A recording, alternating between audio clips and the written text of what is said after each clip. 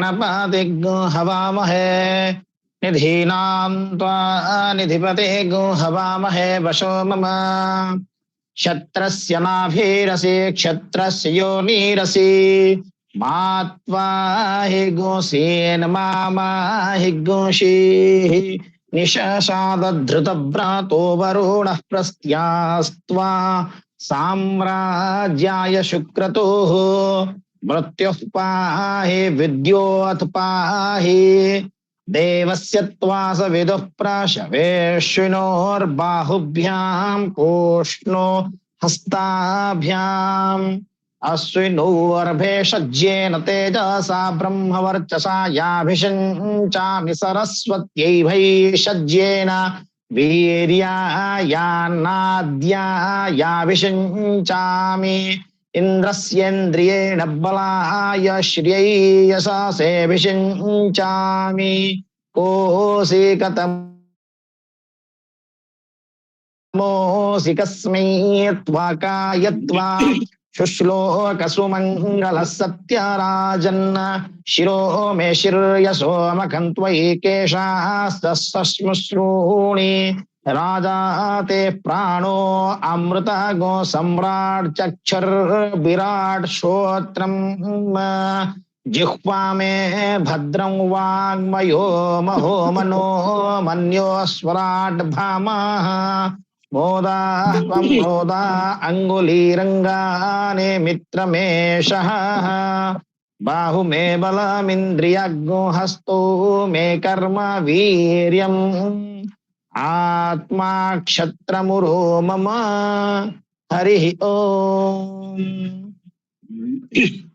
अस्तु सवीसं धन्यवादाः श्रीमते। अस्तु सर्वेषां कृते सुप्रभातम्। सादरं सर्वेषां कृते अभिनन्दनम् अभिज्ञाय इदानीं कार्यक्रमस्य प्रारम्भः मया क्रियते। तत्पूर्वमेव तु मङ्गलाचरणस्य विधानं भवति। किमर्थं मङ्गलाचरणम् इत्युक्ते यद्यपि अस्माकं कृते प्रश्नः आयाति चेत् तस्य उत्तरं भवति एव तु सकल अमङ्गलानां नाशनार्थं सकल मंगलानां प्राप्त्यर्थं वयं आदौ सर्वादौ जेकोसी कर्मर प्रारंभ में आम मंगलाचरण टी आचरण करिथाउ। मंगल रूपक आचरण। अस्तु वयं आशुतोष महादेवं भगवन्तं श्री सदा शाम्बरुद्रम एकाम्र क्षेत्राधिपति भगवन्तं श्री लिंगराजम आदौ वयं प्रणमामः। एकाम्रे चक्रक्षेत्रे त्रिभुवन बुदिता लिंगराजा महेशं श्रीकंठं पंचवक्त्रं गिरिवरतनया लिंगिता चंद्रचूडं वृषा स्कंधाधिरूढ़ं रजतगिरिनिभं बह्निशुमार्क नेत्रं शूलं चापं जपाशा नभयवरदं रुद्ररूपं स्मरामि रुद्ररूपं स्मरामि। आदौ गणपतिं वन्दे सरस्वती तदनन्तरं नमामि पितरौ भगत्या सर्वकार्येषु विशेषतः। अस्तु मा शारदांकर चरणार बिंदरे निजर मथा नुआई प्रणिपात जनाई आपण मानकर शुभकामना करी आजिर जो प्रस्तुति बैठकटी आपण मान आगे उपस्थित अच्छी ताको सादरे निमंत्रण सादरे स्वागत। कर्मकांड करिया पूर्व आम गोटे कथा को निर्दिष्ट रूपे जानिबा आवश्यक। मु पूर्व भी क्लास पूर्व अनेक थर कही ब्राह्मण पदटी हूँ एक स्वतंत्र पद, एक स्वतंत्र जातिर प्रतीक। आमे जदि ब्रह्मकर्म उपासना करने मन बलैचे एवं यही डिजिटाल कर्मकांड पाठशाला आनुकूल्य रे अध्ययन करने मनस्थ करिछु, ताहले आमे पूर्व प्रथमे सूचीर आवश्यकता रही। कहीं ना आज्ञा ब्रह्मकर्मटी संपूर्ण कर्मकांड क्षेत्रटी पवित्रता उपर निर्भर करे। तेणु ब्राह्मण सदा शुचिर भावे। तेणु ब्राह्मण काय मन वाक्य आचरण दृष्टि एवं प्रत्येक इंद्रियर भावना सदा सर्वदा पवित्र रहिबा आवश्यक। कहीं ना वयम सर्वे समाजस्य संस्कारकाः, वयम सर्वे समाजस्य दर्पण समुख तुल्याः। तेणुक दर्पणटी जी स्वच्छ रहिबो आपणकर मुख प्रतिबिंबटी सेतिके प्रांजल भाव में स्पष्टीकरण रूपे स्पष्टता रूपे जना पड़े। तेणुक दर्पण को दर्पण स्वच्छता आमर प्रतिबिंब को सुंदर भाव में देखिया प्रदर्शन करने आम समर्थवान हो। तेणु अच्छा किभली आम शुचि हेबा, क्यों माध्यम आम शुचि हेबा ना विभिन्न प्रकार शास्त्राध्ययन आवश्यकता रही। पूर्वे जागयज्ञ आदि क्षेत्र में वृद्ध ब्राह्मण माने से जेतिकी श्लोक अध्ययन करुले, जेतिकी शास्त्राध्ययन करुले, जेतिकी परस्पर मध्य आलोचना पर्यालोचना एवं आग्रह सहित से निजक निजे संशोधित करुले समस्त निकट में एवं से किसी ज्ञान आहरण करुले। तो आमे प्रथमे अनुसंधिच्छु, तापर जिज्ञासु, तापर श्रवणेच्छु एवं तापरे आमे शास्त्र इच्छु हेकरी आमे शास्त्र को प्रत्येक शास्त्र को यथा समय अनुଯାयी हमको अध्ययन करिया पड़िबो। बिना अध्ययनम न कोपि सिद्ध्यति। कथार अछि कौनसी अध्ययन बिना आमे केबे हेले आगु को जाई परिबा नाही।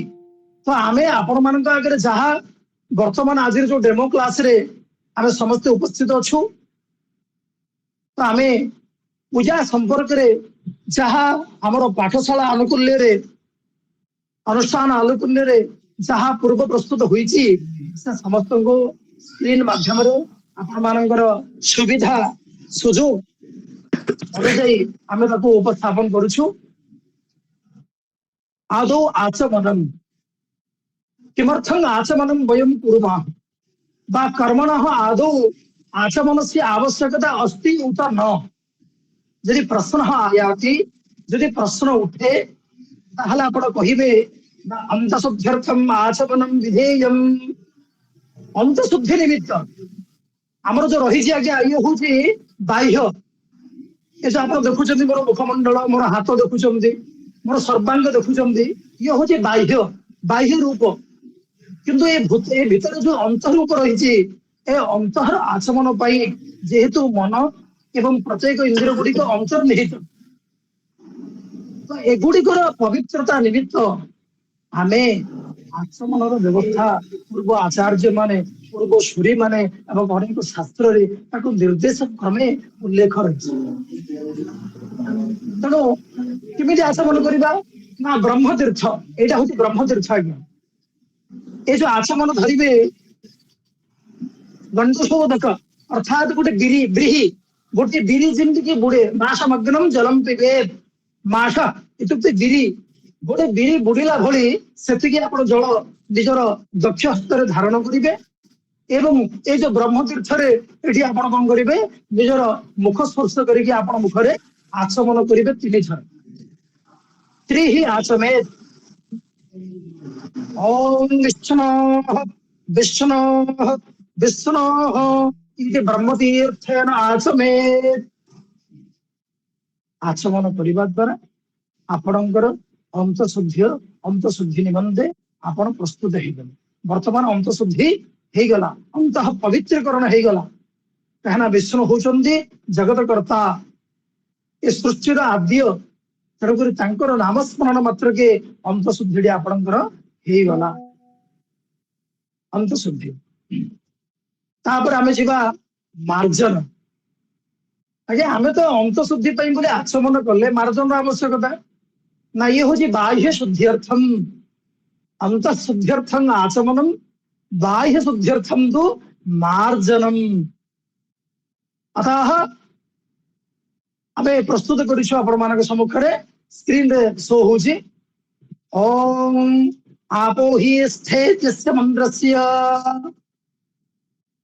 सिन्धुद्वीप ऋषिः गायत्री छन्दः आपोः देवता गात्रमार्जन विनियोगः शरीरमार्जन विनियोगः बपुः मार्जने विनियोगः। ଆପଣ ଯାହା ବି ଆପଣ ପ୍ରୟୋଗ କରିପାରିବେ ଏଇଟା ଆପଣଙ୍କର ଶବ୍ଦ ଅନୁଶାସନ ଅନୁକ୍ରମେ ଆପଣ ସଜେଇ ପାରିବେ। ମାର୍ଜନ ହେଇସାରିଲା ପରେ ବର୍ତ୍ତମାନ ଆପଣ ଅନ୍ତଃଶୁଦ୍ଧି ହେଇଗଲା ଏବଂ ବାହ୍ୟ ଶୁଦ୍ଧି ମଧ୍ୟ ହୋଇଗଲା। ତାପରେ ଆପଣ କଣ କରିବେ ନା, ଏଇ ମନ୍ତ୍ରଟି ମଧ୍ୟ ଆମର ପ୍ରାୟ ପୁସ୍ତକରେ ଲେଖା ରହିଛି, ଆପଣ ମାନେ ଦେଖୁଛନ୍ତି ସ୍କ୍ରିନରେ। ଓଂ ଆପୋ हि ସ୍ଥା ମୟୋଃ ବସ୍ତାନ ଓର୍ଜେ ଦଧାତନ महिर्णाय चक्षसे यो वः सीवतमो रसस्तस्य भाजयते हनः उषतीरिव मातरः तस्माअरं गमाव यस्य क्षया यजिन्वथ आपो जनयथाचनः इति वैदिक मंत्रेण मार्जनं विधेयम्। अतः मार्जनं विधाय तापर जीवे कोठी ना आपणकर शिखा बंधन। शिखा जो रही ए शिखा को आपण बंधन करेंगे। किमर्थम शिखा बंधन? पूर्व आचार्य मन आज्ञा से अत्यंत नैष्ठिक साधक, से अनासक्त पूजक, से भितर आसक्त नथिला, सेमानकर मनरे कौन से प्रकार द्वंद्व नथिला। दृष्टि प्रत्येक दिगरे से सिद्ध। तेणु से जहा कर्मकांड मार्गटा को सुंदर भावे प्रांजल भावे एवं सरल भावे से जहा लिखि जदि अनुशीलन करवा, से क्रम को आम जदि अनुकरण करवा, निश्चित आमर मनर पवित्रता, आमर सिद्धि एवं आमर मनोबल एवं धैर्य शक्ति, इच्छा शक्ति, ए समस्त शक्तिर अभिवृद्धि घटे, एथिरे संदेह नहीं। तो शिखा बंधन टी आवश्यकता ये आपणकर जो षडचक्र साधना जो माने करंती मूलाधार धरिकी सहस्रार पर्यंत ए सहस्रार मुखटा हूँ आज्ञा एठी। तेणु सहस्रार टी जितेबाला जनकर एक्टिव हो गला, सक्रिय हो गला, चक्र साधन सिद्धि प्राप्त हो गला, आज्ञा सी देवोपम हो गला, देवोपम। तेणुक आपण कौन करेंगे ना, विभिन्न साखी अनुजाई शाखार विभिन्नता रही, किए गोफुराकृति करुची, किए साधारण भावे शिखाटी लंबाई रखुची। तेणु विभिन्न प्रकार साखी प्रमाण अनुजाई गुरुगत अनुजाई से शाखा शिखा रखती। तो शिखा जो आम बांधा आम भीतर संपूर्ण स्थिरता आसला, आम भीतर संपूर्ण एकाग्रता आसला। कहीं आज्ञा एकाग्रता मनोभाव न रही आपण कौन कर्म मन रहा, कौन पूजार भक्ति आसब ना।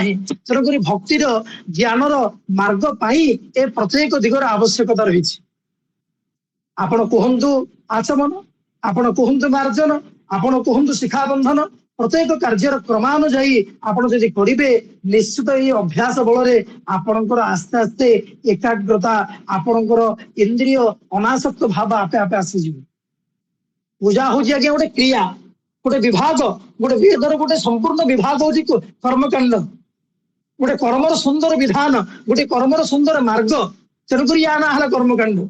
एटी शास्त्र पाइबे, एटी पुराण पाइबे, एटी वैदिक मंत्र पाइबे, एटी वेदादि तत्व पाइबे, एटी सांख्यादि दर्शन तत्व पाइबे। कौन नाही कर्मकांड रे? कर्मकांड हूँ संपूर्ण प्रत्येक शास्त्र हूँ मूल। प्रत्येक शास्त्र जो चर्चा विशेष भाव में करा जाए सी हूँ कर्मकांड क्षेत्र। जड़े कह मु केवल श्लोक जानी, मु केवल मंत्र जानी, मु कर्मकांड करी, आज्ञा ताहा ही पारिबो नाही। स्मृति शास्त्र आदि, श्रुति शास्त्र आदि, न्याय शास्त्र आदि, दर्शन, पुराण, महापुराण, उपनिषद प्रत्येक सार ग्रंथादि गुड़िक मंथित करी से मंथन आज्ञा जो सार तत्व पाइबे से गुड़िक आपण कर्मकांड क्षेत्र सिद्धता आड़ को आपन को नहीं जीवे। तेणु जड़े ब्राह्मण प्रथम हेले स्वाध्यायी, शास्त्र अध्ययन करने को समस्त मन बढ़ातु आज्ञा। आजिकल आज्ञा शास्त्र अध्ययन किए करूना, कौन मिल कौठू किए कौन खाताटी देदेव मुझे लिखिकी कर्मकांडी बोली समाज में प्रतिष्ठित हो आज्ञा। यहाँ यथा संभव यही मनोभावटा अंततः मन बाहर करूँ, निजे डायरी करूँ आज्ञा। मु निश्चित रूप मोर सान भाई मान को निर्देश देवी, प्रत्येक जो नूतन विद्यार्थी मैंने आसछन्ति डायरी करूँ आज्ञा। मु जो विद्यार्थी मो गुरुंगर मुझे आपण मान अध्ययन कराऊँगी कि मुझे गोटे गुरुंगर शिष्य, तो मत गुरु कही डायरी खंड खंड करने 10-12 खंड डायरी आज्ञा मुझे प्रस्तुत कर देखुं सब। हाँ आम प्रत्येक शास्त्र जी समय पाइब, जेहेतु गोटे संस्कृत शिक्षक रूपे मत तो विद्यालय को जावाक पड़ो। विद्यालय आसला मोर अन्य कार्यक्रम रही, घरे 2 टाइम पूजा एवं निजर अध्ययन अध्यावसर जिते समय पाए से शास्त्र अध्ययन करे। ना आमर जो मोर प्रिय अनुज दुर्गा भाई अच्छा, ज्ञान भाई अच्छा एवं मोर परम श्रद्धेय नलिनाक्ष भाई अच्छा, एमान विधि आमर गोटे चर्चा हुए, ज्ञान भित्तिक चर्चा। तेणु निश्चित रूपे आम शिक्षा एथि बंधन करूँ जेहेतु कर्म यह नितांत जरूरी। तेणु तार ऋषि आदि आप देखिए ओम मानस्तो केति मंत्रस्य अघोर ऋषि जगति छन्दः एक रुद्रो देवता शिखाबंधने विनियोगः। ओम मानस्तो के तनये मा आयुष्यमानो घोषमानो अश्वेषु रीरिषः मानो विरानव भामिनो बधी अर्हविस्मन्दः सदमित्वा हवामहे। यही मंत्र ऋष्यादि पूर्वर गला। तापरे आपण भाल प्रदेश रे निजर मस्तक रे चंदन आज्ञा धारण करिवे। चंदन आज्ञा अर्थ होची आपणकर मस्तक को सुशीतलत्व करिवार गोटे सुंदर प्रयास। आमे चंदन काहेकि धारण करिबा, एक रे समस्तंकर दृष्टि आकर्षित हबो, 2 रे आपणकर मन रे संपूर्ण मन जदि ठंडा अछि, लोके कहंते ना मोर मुंड गरम हेलानी मो सहित कथा हेनी। यार अर्थ होची कोन ना आपणकर अंतः जते बेले प्रज्वलित हेई जिवो सेते बेले आपणकर मुखमंडलरू ईषद हास्यटा आपे आपे दूरे जिवो। तेणु ब्राह्मण आज्ञा आमे कहूचे ब्राह्मण नारायण स्वरूपः। तर किमर्थम भवन्त सर्वे तु साक्षात् विष्णु प्रतिमां प्रति गच्छतु तत्रैव पश्यन्तु च। भगवत विष्णोः मुखमंडले ईषद हासः जायते। आपण देखिए भगवान विष्णुंकर ईषद हस सुंदर हसटे देइथिबे आज्ञा। से ब्राह्मण माने आपण परिवार रे आपणकर व्यक्तिगत रूपे जेतिकी समस्या थाउ जेतिकी विघ्न थाउ प्रत्येक विघ्न के जीवन में आसीबो। मनीष मात्र के विघ्न आसीबो, मनीष मात्र के जंजालर दौरात्म्य बढ़िबो। तथापि एगुडी को रखिबा मो समस्या मध्य मो घरे रही, किंतु आमे जते बेले अन्य आगो को जीवा सेतोड़ा आम मुखमंडल आज्ञा टिके हास रहिबा दरकार, टिके हास रहिबा दरकार। सबले मन को मारिबेनी केबे, काहेकि आज्ञा आपणकर प्रत्येक अंग संपूर्ण गोटे कार्य प्रति सक्रिय अच्छी कि नहीं आपणकर मुख दर्शई देव। तेणुक आपणकर अंग प्रत्यंगर दर्पण हूँ आपणकर मुखमंडल। तेणुक मुखमंडल टी सुंदर सरस एवं ईषद हास युक्त करने आम कौन करूँ ना स्नानादि व्यवस्था थाए, चंदन सिंदूर आदि धारण कर व्यवस्था थाए। जो मैंने दीक्षा ग्रहण कर प्रत्येक गुरु निकट को जाकि दीक्षित अच्छा से गुरुंर दीक्षा अनुजाई तांकर जो रही विभिन्न प्रकार के त्रिपंट को धारण करुच्ची, किए रामानंदी संप्रदाय व्यक्ति विशेष माने ରାମାନନ୍ଦୀ ତିଳକ ଧାରଣ କରୁଛନ୍ତି। ତେଣୁକରି ଗୁରୁଙ୍କର ନିର୍ଦ୍ଦେଶ କ୍ରମେ ସେ ସବୁ ଆପଣ ତିଳକ ଆଦି ଧାରଣ କରିବେ। ତ ଚନ୍ଦନ ହଉଛି ଶୀତଳତାର ପ୍ରତୀକ। ତେଣୁ ଚନ୍ଦନಂ ତ ମହାପୁଣ୍ୟମ୍ ପବିତ୍ରಂ ବାମନାଶନମ୍ आपदा हरते नित्यं लक्ष्मी बसती सर्वदा। तेणु सकल विघ्न को ध्वंस करने, सकल आपद को हरण करने आमे निश्चित रूपे चंदन धारण करवा।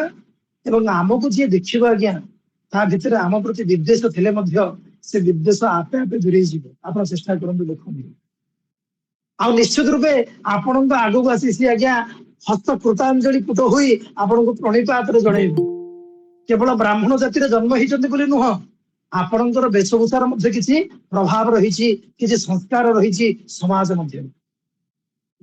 तापर आमे विघ्न उच्चारण को जीवा। विघ्न गुड़िक आज्ञा देखा जाए, सी अदृश्य रूपक विघ्न।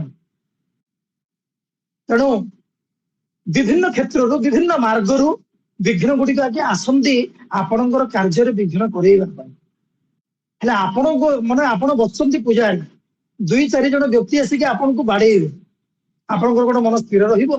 आपण कोन पूजा करिया पे सदा सर्वदा चेष्टित हेबे? नाइ, निश्चित रूपे मन आपनकर विचलित हो। एणु सेई मन को सांत्वना देबा पाई, से मनर एकाग्रता वृद्धि करिबा पाई आपण विघ्न उच्चारण करिवे। कोन ना सकल विघ्न को एड़ेइबे, घुंचेइबे। उच्चारणम नाम दूरीकरणम क्रियते।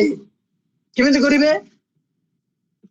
उत्तिष्ठन्तु भूतगणाः सर्वेऽपि भूमिपालकाः भूतानां विरोधेन पूजा कर्म समारभे अवसर्पन्तु ते भूता ये भूता भूमि संस्थिता ये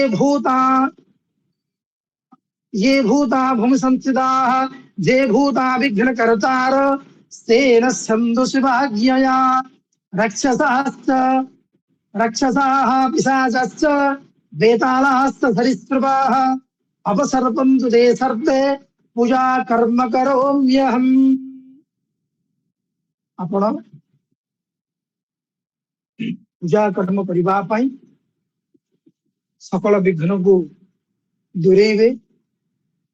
तापर आज्ञा आपण अनुज्ञा मागिबे। प्रत्येक क्षेत्र आज्ञा भैरव अछन, प्रत्येक शक्ति आज्ञा भैरव अछन। तेणु भैरव होचंती सकल विघ्नर विध्वंसक, सकल विघ्न नाशक। तांकु थरे आज्ञा प्रार्थना करिदेले भैरवंकर नाम स्मरण मात्र के आज्ञा सकल विघ्न आपे आपे दूरी जी।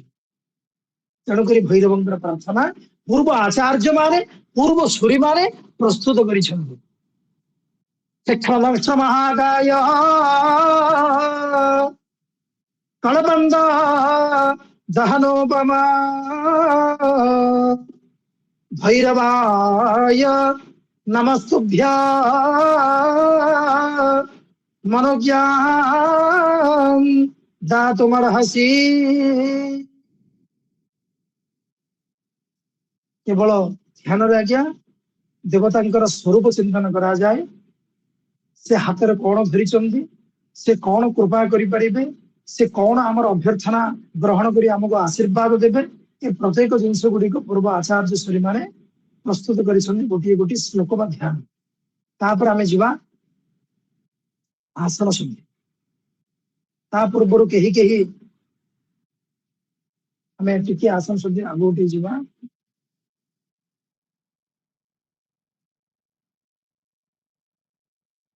ठीक है, धन्यवाद। आसन शुद्धि की जान दो। आसनम आज्ञा आमे तो एते शुद्धि करले किमर्थम आसन शुद्धेर आवश्यकता। आचार्य यदा उपवेशनम करिष्यति पूजा मंडपे तदा तो आसन से आवश्यकता अपरिहार्या, आवश्यकता अपरिहार्या निश्चित रूपेण आवश्यकं वर्तते। तर्हि तो आसन शुद्धि तदर्थं क्रियते यतो हि तस्मिन् आसने କେରାପି ଆସିତମ ଭବେ, ସେଇ ଆସନରେ କିଏ ପୂର୍ବରୁ ବସିଥିବ। ଯଦି ବି ଆପଣଙ୍କର ନୂତନ ଆସନ ଅଣାଯାଇଛି, ତଥାପି ଏ ଆସନର ସ୍ଥାନ କୋଉଠି ଥିବ, କେଉଁ କ୍ଷେତ୍ରରେ ପଡି ରହିଥିବ। ଏବେ ଆପଣ ପୂଜା ଭଣ୍ଡାରୁ ଆସନ ଆଣିବେ କିଣି କରି, ସେ କଣ ସବୁ ଶୁଦ୍ଧ ଜାଗାରେ ସେ କଣ ମାନେ ଗୋଦାମରେ ସାମାନ ଗୁଡାକ ରଖୁଛି କି? ବିଭିନ୍ନ ସ୍ଥାନ ସେ ଏଣେ ତେଣେ ବିଛେଇକିରି ପକେଇ ଦଉଛନ୍ତି। ତ ଆମକୁ ଯେତେବେଳେ ଆଣିବା ଆଜ୍ଞା, ଆମେ ଯେହେତୁ ପୂର୍ବରୁ ଶୁଦ୍ଧିକରଣ କରି ଆସିଛୁ, ପବିତ୍ରୀକରଣ କରି ଆସିଛୁ, ତେଣୁକରି ଆମକୁ ଆସନ ଶୁଦ୍ଧିର ଆବଶ୍ୟକତା ରହିଛି, ଯୋଉଠି ଆମେ ଉପବେଶନ କରି ଆମେ ଆମର ପୂଜା ଅର୍ଚ୍ଚନା କରିପାରିବା। ତେଣୁ ତାର ମଧ୍ୟ ଏକ ଶୁଦ୍ଧିର ଆବଶ୍ୟକତା ରହିଛି। ତେଣୁ ବ୍ରାହ୍ମଣ କେବେ ହେଲେ ଆଜ୍ଞା ଅଧୋ ପ୍ରଦେଶରେ ଉପବେଶନ କରିବାର ନାହିଁ। ଯେହେତୁ ହଁ ଏଠି ମୋର ସେଇ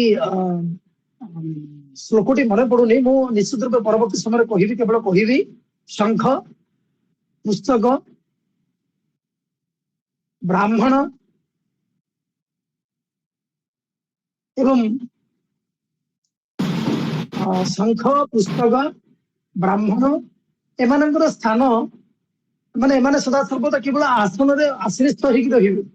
ଏମାନେ କେବେ ହେଲେ ପୃଥିବୀ ପୃଷ୍ଠରେ ଲାଗି ରହିବେ। ହଁ, ଆଉ ନାରୀର ସ୍ତନ ଯୁଗଳ, ଅର୍ଥାତ୍ ନାରୀ, ଗୋଟେ ନାରୀ କେବେ ହେଲେ ମଧ୍ୟ ସିଏ ଚିତି ହେଇକି ସିନା ଶୋଇବ, ଓଲଟେଇକି ଶୋଇବ ନାହିଁ। କାହିଁକି ନା ପୃଥିବୀ ଏତେ ସାଙ୍ଗ ଭାର ନ ସହନ୍ତି। ପୃଥିବୀ ମାତା ଏ ସମସ୍ତର ଭାରକୁ ସହିପାରିବେ ନାହିଁ। ଆପଣ ଶାଳଗ୍ରାମ କଥା ବି କୁହନ୍ତୁ, ସେ ମଧ୍ୟ ତାଙ୍କ ପାଇଁ ଗୋଟେ ସ୍ୱତନ୍ତ୍ର ଆସନ ଥାଏ ଆମର ପୂଜା ଘରେ। ତେଣୁ ଶାଳଗ୍ରାମ, ପୁସ୍ତକ ଏବଂ ବ୍ରାହ୍ମଣ, ନାରୀ, ହଁ ନାରୀ ଯେତେବେଳେ ଶୟନ କରେ, ହଁ ଏମାନେ କେବେ ହେଲେ ମଧ୍ୟ ପୃଥିବୀକୁ ହଠାତ୍ ସ୍ପର୍ଶ କରିକି ସେମାନେ କାର୍ଯ୍ୟକ୍ରମ କରନ୍ତି ନାହିଁ। ତେଣୁ ଆମେ ନିଶ୍ଚିତ ରୂପେ ଆସନରେ ଉପବେଶନ କରି ଆମେ ଆସନ ଶୁଦ୍ଧି କରିବା। ତାର ଋଷ୍ୟାଦି ହଉଛି ଓଂ ଆସନ ମିତ୍ୟ ସମନ୍ଦ୍ରସ୍ୟ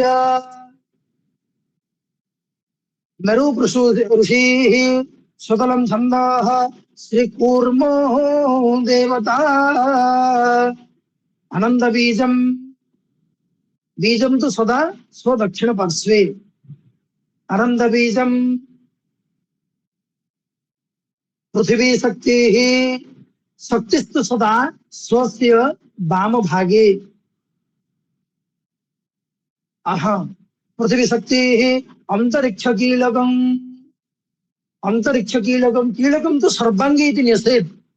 कीलकम दा आपणकर जेहेतु कीलकर अर्थ कौन आगे ना आपण को ये मंत्रटी कीलक सदृश से सदा सर्वदा आपण को रक्षा करिब।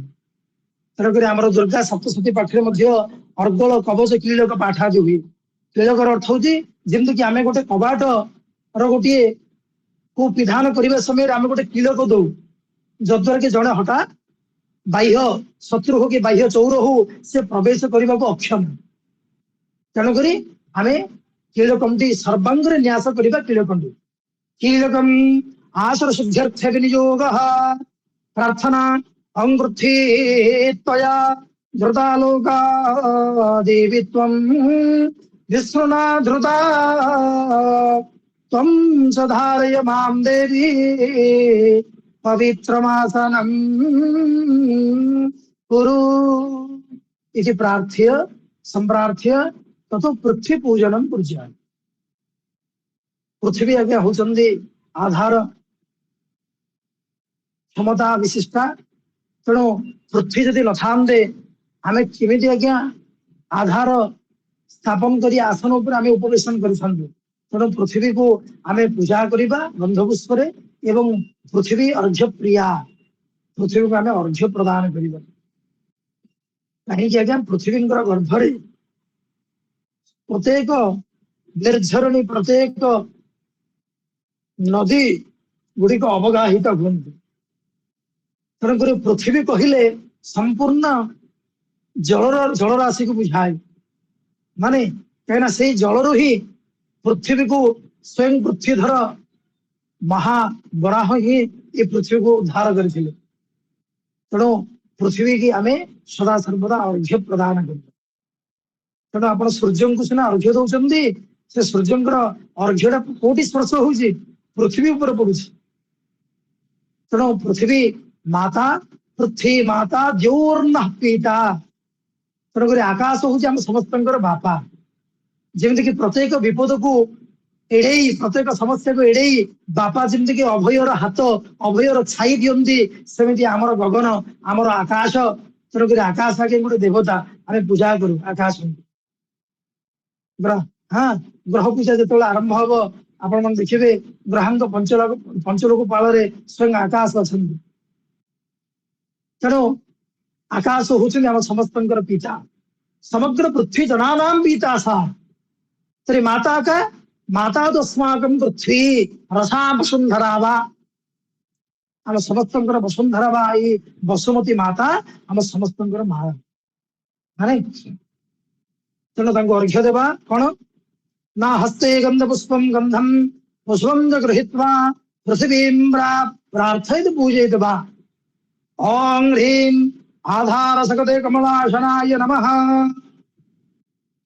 पुष्प अक्षत थी आपण से पृथ्वी ऊपर पकेबे ओं प्रकृत्यै नमः कूर्माय नमः आनंदाय नमः पृथिव्यै नमः इति गंध पुष्पाक्षतैः संपूज्य तदनन्तरं प्रार्थयेत् तापर आपण प्रार्थना करिवे वसुदेहे मगरभासी से सस्यो हरिसायिनी पूजार्थम देहि मे स्थानम ग्रहणार्घ्यम धरित्री में ओम ह्रूं पृथिव्यै अर्घ्य स्वाहा पृथ्वी उपरे आपण अर्घ्य पकेबे पृथ्वी माता संतुष्टा हेबे एवं आपणकर जो आगामी पूजोपचार कार्यक्रम चली सिद्धि प्राप्त हो तापर आपण कौन करेंगे ना तदनंतरम स्ववाम भागे गुरुन चिंतित आपण तापर गुरुदेव को चिंता करेंगे आगे हाँ गुरु कृपा ही केवलम गुरुंकर निर्देश गुरुंकर कृपा जदि नहीं आपण कर्मकांड कौन कौन क्षेत्र मध्य आपण आगो को जाई परिबे नहीं तो पृथ्वी मातांकर पूजा हो सारा पर मांकर स्मरण हो सारा पर तापर आपण आसीबे पृथ्वी पृथ्वी पर आपण आसीबे गुरुंकर चिंतन को आसीबे आपण सेठी गुरुवर ब्रह्मा आदि समस्त बहुत रही गुरुंकर ध्यान गुड़िक आपण गान करें आम देचु स्वामी वामे ओम गुरुभ्यो नमः मुंड गोटे नईबे नमस्कार मुद्रा रे निज बाम पटे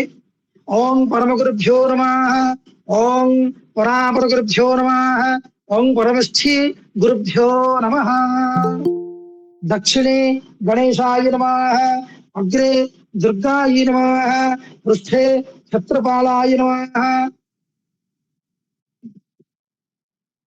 शीरसि शीरसि महेश्वराय नमः हृदि परमात्मने नमः मध्ये शिव विष्णुसूर्य दुर्गा गणपतिभ्यो नमः बा आपण जो पूजा आपण आश्र शुद्धि करुछंती सेठी आपण प्रधान देवतांकर मूल मंत्र उच्चारण करि परिबे बीजाक्षर प्रयोग करि परिबे एवं नले नामांत चतुर्थीर मध्य प्रयोग करि प्रणिपात करिवे प्रधान दैवताय नमः विष्णवे नमः रुद्राय नमः ब्रह्मणे नमः इष्ट देवताय नमः जहा किछि आपण पूजा करिछन जहांग पाई आपण आश्र शुद्धि रे बसिछंती नाभो ब्रह्मणे नमः इति नमस्कार कर सारा पर आप ततः सुदर्शन दैवतम प्रणमेद ओं अस्य श्री चक्रराज सुदर्शन महामंत्रस्य अहि वृद्धि ऋषि दैविकायत्र छन्दः श्री सुदर्शनम दैवतम श्री सुदर्शनेन दिव्यचक्रेण दिग्बन्धने विनियोगः ओं सौं सुदर्शनाय अस्त्राय नमः इति मंत्रेण गंध पुष्प तापर आपण कोन करिए बाम हाथ रे गंध चंदन एवं पुष्प पुष्प रे चंदन टिके लगै करी आपण सेठी रखि देबे हां किंचित घर्षण टिके आपण दुई पापुली को आपण घर्षण करि देबे माने करयो घर्षणम कृत्वा हां तापर कोन करिवे ना आपण ऐशन्य दिगरे आपण प्रक्षेपण करिकि ततो अध अस्त्र मुद्रा अध मध्य ऊर्ध्व क्रमेण अध मध्य ऊर्ध्व क्रमेण तालत्रयं दद्यात् अस्त्र मुद्रया तालत्रयं दद्यात् अस्त्र मुद्रया तीन थर आपण ताल करिवे बा आपण कहि परिबे ओम सौम सुदर्शनाय अस्त्राय नमः ओम सौम सुदर्शन अस्त्राय नमः एमदि मध्ये आपण तीन थर देई परिबे नहले ब्रह्मणे विष्णुवे रुद्राय देई परिबे तालत्र देला परे आपण प्रार्थना करिवे काहाकू ना जहां को आपण जे आपण विष्णुଙ୍କର मार्ग को आपण जे देखैयो प्रदर्शन करिबार आपण को सहयोग करिवे सुदर्शन महाज्वाल कोटि सूर्य समप्रभा अज्ञान भस्य मे देव विष्णोर्मार्गं प्रदर्शय इति सम्प्रार्थ्य ततो दशदिक्बन्धनं पूर्वादिक्रमेण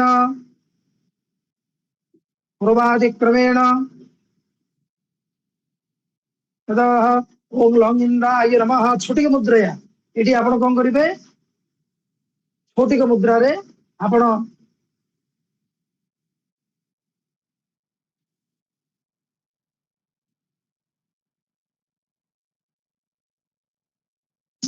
ମୁଁ ଜାଣିନି ଲୋ आपण छोटी मुद्रा रे कोन करिवे ना छोटी मुद्रा क्या ये को प्रकार करछन्ती किंतु आमे जहा प्रस्तुत करूछु हां दुई हाथ को मिसेइबे एवं आपनकर तर्जनटी वृद्धांगुष्ठ स्पर्श करिके गोटे शब्द उच्चारण हो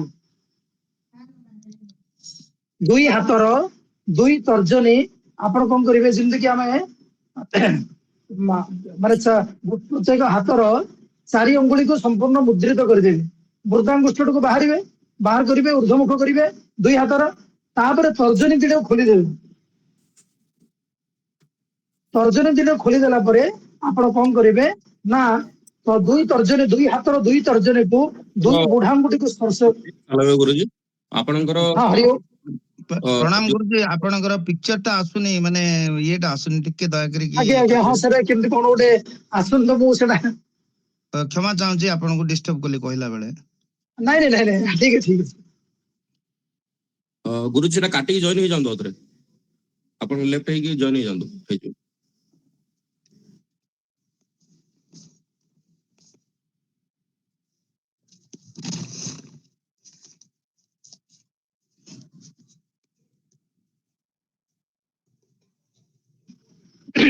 अस्तु धन्यवाद क्षम्यताम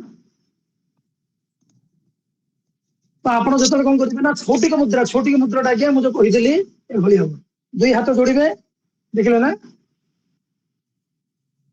ए जो वृद्धांगुष्ठी को स्पर्श करके आपण कोन करबे ना दुई तर्जन को संपूर्ण गोटे प्रकार प्रेशर देबे चाप देबे एवं आगु को ठेलिबे देखंतु हला आगु को ठेलिबे तो एटा होची कोन ना छोटी का मुद्रा या पर आपण कोन करी ना दशदिक बंधन करिवे आपण जोटी उपवेशन करछंती आपणकर समान माइंड रो लोक देबे नै बरा के तो मत मिलला मत हरि ओम कस्मात शब्द आयाति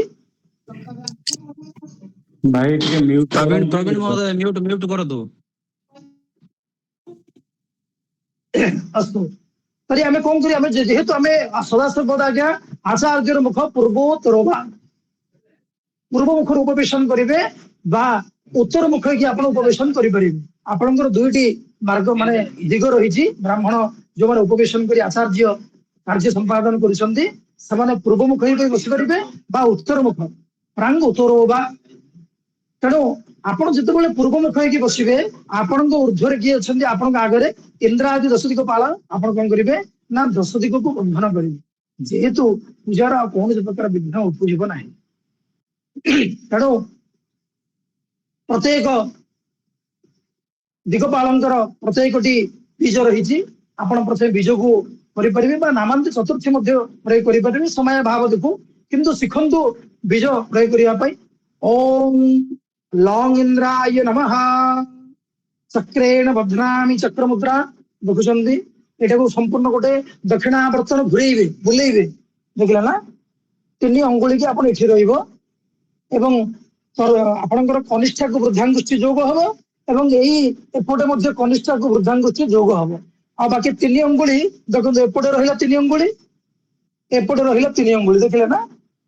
ଇଏ ହେଲା ଚକ୍ର ମୁଦ୍ରା। ଆପଣ ପୁଣି ବୁଲେଇବେ ସେଇପଟେ, ଏଭଳି ବୁଲେଇବେ ହେଲା। ଓಂ ଲଂ ଇନ୍ଦ୍ରାୟ ନମଃ ଚକ୍ରେଣ ବଧ୍ନାମି ନମଶ୍ଚକ୍ରାୟ ସ୍ୱାହା, ଏମିତି 10 ଦିଗ ଆଜ୍ଞା କରିବେ। ଓಂ ଅଗ୍ନିର୍ଜ୍ୟାଂ ତଦାଃ ଓಂ ରଂ ଅଗ୍ନये ନମଃ ଅଗ୍ନये ନମଃ ଚକ୍ରେଣ ବଧ୍ନାମି ନମଶ୍ଚକ୍ରାୟ ସ୍ୱାହା। जम्यां ओम जमाय नमः छोटी मुद्रया जमाय नमः चक्रेण बध्नामि नमश्चक्राय स्वाहा। नैऋत्यां निरुते नमः चक्रेण बध्नामि नमश्चक्राय स्वाहा। पश्चिमस्यां वरुणाय नमः चक्रेण बध्नामि नमश्चक्राय स्वाहा। ओम वायव्यां वायवे नमः चक्रेण बध्नामि नमश्चक्राय स्वाहा। उत्तरस्यां चक्रेण बध्नामि नमश्चक्राय स्वाहा। ईशान्यां तदाः ऐशान्यां तदाः ऐशान्यं चक्रेण बध्नामि नमश्चक्राय स्वाहा। तापरे आउ 2 गोटी रहिले। वर्तमान आपणकर पूर्वाधिक्रम रे 8 दिग हो गले। आउ 2 गोटी दिग रहिला के ऊर्ध्व अध तळे, ऊपर एवं तळ। ऊपर कोटी आपण करिवे सेटा ना, से कहूँ पूर्व ईशानयर मध्य भागे बा मध्यांतरल भागे आपण कौन करेंगे ना, पूर्व दिग निजर पूर्व दिग आगटा एवं ईशान्य दिग मझिरे कौन करेंगे ना, आपण ओं ब्रह्मणे चक्रेण बध्नामि नमश्चक्राय स्वाहा। आपण अनंत अनंतटी कोटी पूजा करेंगे बा अनंतटी कोटी आपण दिग बंधन करेंगे ना, से कहूँ नैऋत पश्चिमयोर भागे मध्य भागे आपण से अनंत को पूजा करें। ये है 10 दिग पालंकर वंदना। तापर आपण कौन करेंगे ना, 10 दिग पालंकर आज्ञा प्रार्थना करेंगे। प्रार्थना कौन प्रार्थना? इंद्रमां बातु दिगे पूर्वे अग्निर्ज्या मग्निदैवतं जमे जमस्तदा बादु नैऋत्यां निरुति सदा पश्चिमे वरुणः पातु वायव्यां वायुदेवता उत्तरे धनदः पातु ऐशान्यामीश्वरः प्रभु ऊर्ध्वे पितामहः पातु अधोनन्त विभु सदा एवं 10 दिशः रक्षां कुर्वन्तु देवतागणाः। एतिକି ଆପଣ କହି ଯଦିଓ ବି ନମସ୍କାର କରିପାରିବେ ପ୍ରତ୍ୟେକ ଦିଗକୁ ଚାହିଁ, ନହେଲେ ଆପଣ ପୁଷ୍ପ ଏବଂ ଅକ୍ଷତ ପ୍ରତ୍ୟେକ ଦିଗକୁ ଆପଣ ଇନ୍ଦ୍ରମାଂ ପାତ ଦିକେ ପୂର୍ବେ କରିକି ଅକ୍ଷତ ଆଉ ପୁଷ୍ପ ପୂର୍ବ ଦିଗକୁ ପକେଇବେ। ପୁଣି ଅକ୍ଷତ ଏ ହାତରେ ଧରିଥିବେ, ବାମ ହାତ ଧରିବେ, ଦକ୍ଷିଣ ହସ୍ତରେ ଆପଣ ବାହାର କରିକି ପୁଣି ଦକ୍ଷିଣକୁ ପକେଇବେ। ଏ ଆଗ୍ନେୟ ଦେବୁ ଅଗ୍ନି କୋଣକୁ, ତାପରେ ଆସିବ ଜାମ୍ୟ ଦକ୍ଷିଣ ଦିଗରେ, ତାପରେ ନୈଋତ, ତାପରେ ପଶ୍ଚିମ, ତାପରେ ବାୟବ୍ୟ, ତାପରେ ଉତ୍ତର, ତାପରେ ଐଶାନ୍ୟ, ତାପରେ ଊର୍ଧ୍ୱ, ତାପରେ ଅଧ। ଏଭଳି ଭାବେ ଆପଣ ମଧ୍ୟ ଅକ୍ଷତ ସହିତ ପୁଷ୍ପ ପକେଇ ପାରିବେ, ନହେଲେ ଆପଣ ପ୍ରଣିପାତ ମଧ୍ୟ କରିପାରିବେ। ତାପରେ ଆତ୍ମରକ୍ଷାଂ ବିଧାୟ ପାଣି ଟିକେ ଧରିବେ ଆଜ୍ଞା। ओम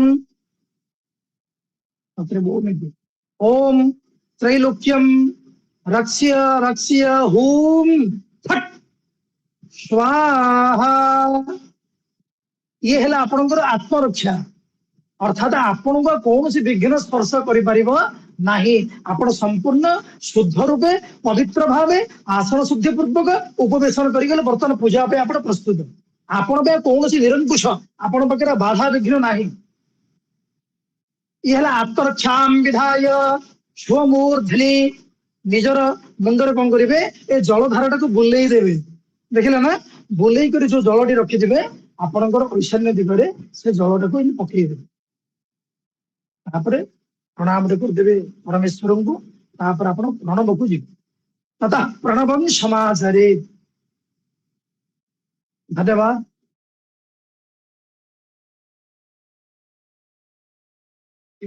ନିଶ୍ଚିତ ରୂପେ ଆମେ ତ ଅଳ୍ପ ସମୟ ମଧ୍ୟରେ ଡେମୋ କ୍ଲାସର ଗୋଟିଏ ପରିକଳ୍ପନା କରିଥିଲୁ। ଆଉ ନିଶ୍ଚିତ ରୂପେ ୟାଠୁ ଆହୁରି ଅଧିକାଧିକ ଯୋଡି ହେବାକୁ ଚେଷ୍ଟା କରନ୍ତୁ। ଆଉ ଆମର ପ୍ରଜାପତି ଘଟସୂତ୍ର ବୈଦିକ ଡିଜିଟାଲ ବୈଦିକ କର୍ମକାଣ୍ଡ ପାଠଶାଳା ଅନୁକୂଲ୍ୟକୁ ବା ଅଫିସକୁ ଆପଣ ମାନେ କଣ୍ଟାକ୍ଟ କରନ୍ତୁ। ଅଧିକାଧିକ ସଂଖ୍ୟାରେ ଯୋଗଦାନ ଦିଅନ୍ତୁ। ନିଶ୍ଚିତ ରୂପେ ଆପଣ ମାନଙ୍କର ସହଯୋଗ କ୍ରମେ, ଆପଣ ମାନଙ୍କର ଇଚ୍ଛା କ୍ରମେ ଏବଂ ଯାହା ମନସ୍କାମନା କରି ଆପଣ ମାନେ ଆସିଛନ୍ତି ତାହା ଅତି ଶୀଘ୍ର ତାକୁ ଆମେ ନିଶ୍ଚିତ ରୂପେ ସାକାର ରୂପ ଦେବୁ। ଏଥିରେ ସନ୍ଦେହ ନାହିଁ। ଆପଣ ମାନଙ୍କର ଚେଷ୍ଟା, ଆମ ମାନଙ୍କର ଚେଷ୍ଟା, ସମସ୍ତଙ୍କର ଅଭିଳାଷ ଚେଷ୍ଟା ରହିବ ଏବଂ ଉକ୍ତ କାର୍ଯ୍ୟକ୍ରମରେ ସମସ୍ତ ଯୋଗଦାନ ଦିଅନ୍ତୁ। ଆଉ ଯୋଉମାନେ ବି ନୂତନ ବିଦ୍ୟାର୍ଥୀ ମାନେ ଅଛନ୍ତି ଆଗ୍ରହର ସହିତ ପଢିବେ, ଯାହା ଯେତେବେଳେ ଯାହାର ସନ୍ଦେହ ଉପୁଜିବ ତାକୁ ନିଶ୍ଚିତ ରୂପେ ଆପଣ ମାନେ ପଚାରିବେ, ବୁଝିବେ ଏବଂ ନିଜର ଜୀବନରେ ବା କର୍ମକାଣ୍ଡ କ୍ଷେତ୍ରରେ ତାକୁ ପ୍ରୟୋଗ କରିବେ। ଆଉ ଯୋଉମାନେ ବି ନୂତନ ଭାବେ ଆଡମିସନ ହେଇନାହାନ୍ତି, ଜଏନ କରିନାହାନ୍ତି, ତାହା ଅଫିସକୁ ଆପଣ ସମ୍ପର୍କ ରଖି ନିଶ୍ଚିତ ରୂପେ ଜଏନ କରିନିଅନ୍ତୁ। ଆଡମିସନ କରିସାରିଲା ପରେ ଆମର ବିଭିନ୍ନ PDF ର ମଧ୍ୟ ପ୍ରସ୍ତୁତି ଚାଲିଛି। ବିଭିନ୍ନ ଶାସ୍ତ୍ରରୁ ଉଦ୍ଧାର କରାଯାଇ ତାହା ମଧ୍ୟ ବର୍ତ୍ତମାନ ଆମେ ବି ଆପଣ ମାନେ ଦେଖୁଛନ୍ତି। ମୁଁ ମୋର ସିଷ୍ଟମରେ ବସିକି ବର୍ତ୍ତମାନ କାର୍ଯ୍ୟକ୍ରମ କରୁଥିଲି, ଟିକେ ଦେଖି ଦିଅନ୍ତୁ। ହଁ, ବର୍ତ୍ତମାନ ଚାଲିଛି ଏସବୁ ପୁସ୍ତକ ଗୁଡିକ ଆପଣ ମାନଙ୍କ ପାଇଁ ହିଁ ସଂଗ୍ରହ କରିଛି। ହଁ, ଆଉ ନିଶ୍ଚିତ ଆପଣ ମାନଙ୍କର ସହଯୋଗରେ, ଆପଣ ମାନଙ୍କର ଭଲ ପାଇବାରେ ନିଶ୍ଚିତ ଆମେ ମାନେ ଆଗକୁ ଯିବା। ଆଉ ବହୁତ କଥା କିଛି ଆଲୋଚନା ଅଛି, ନିଶ୍ଚିତ ଜାଣିବା। ମୁଁ ମଧ୍ୟ ଆପଣଙ୍କ ଭଳି ଗୋଟେ ଅଭିଳାଷ ଇଚ୍ଛୁ। ମୁଁ ମଧ୍ୟ ଅଭିଳାଷ କରିବି ନିଶ୍ଚିତ ରୂପେ ଆପଣ ମାନଙ୍କର ସକାମ ପୂରଣ କରିବା ପାଇଁ। ତେଣୁ ରହୁଛି, ଜୟ ଜଗନ୍ନାଥ।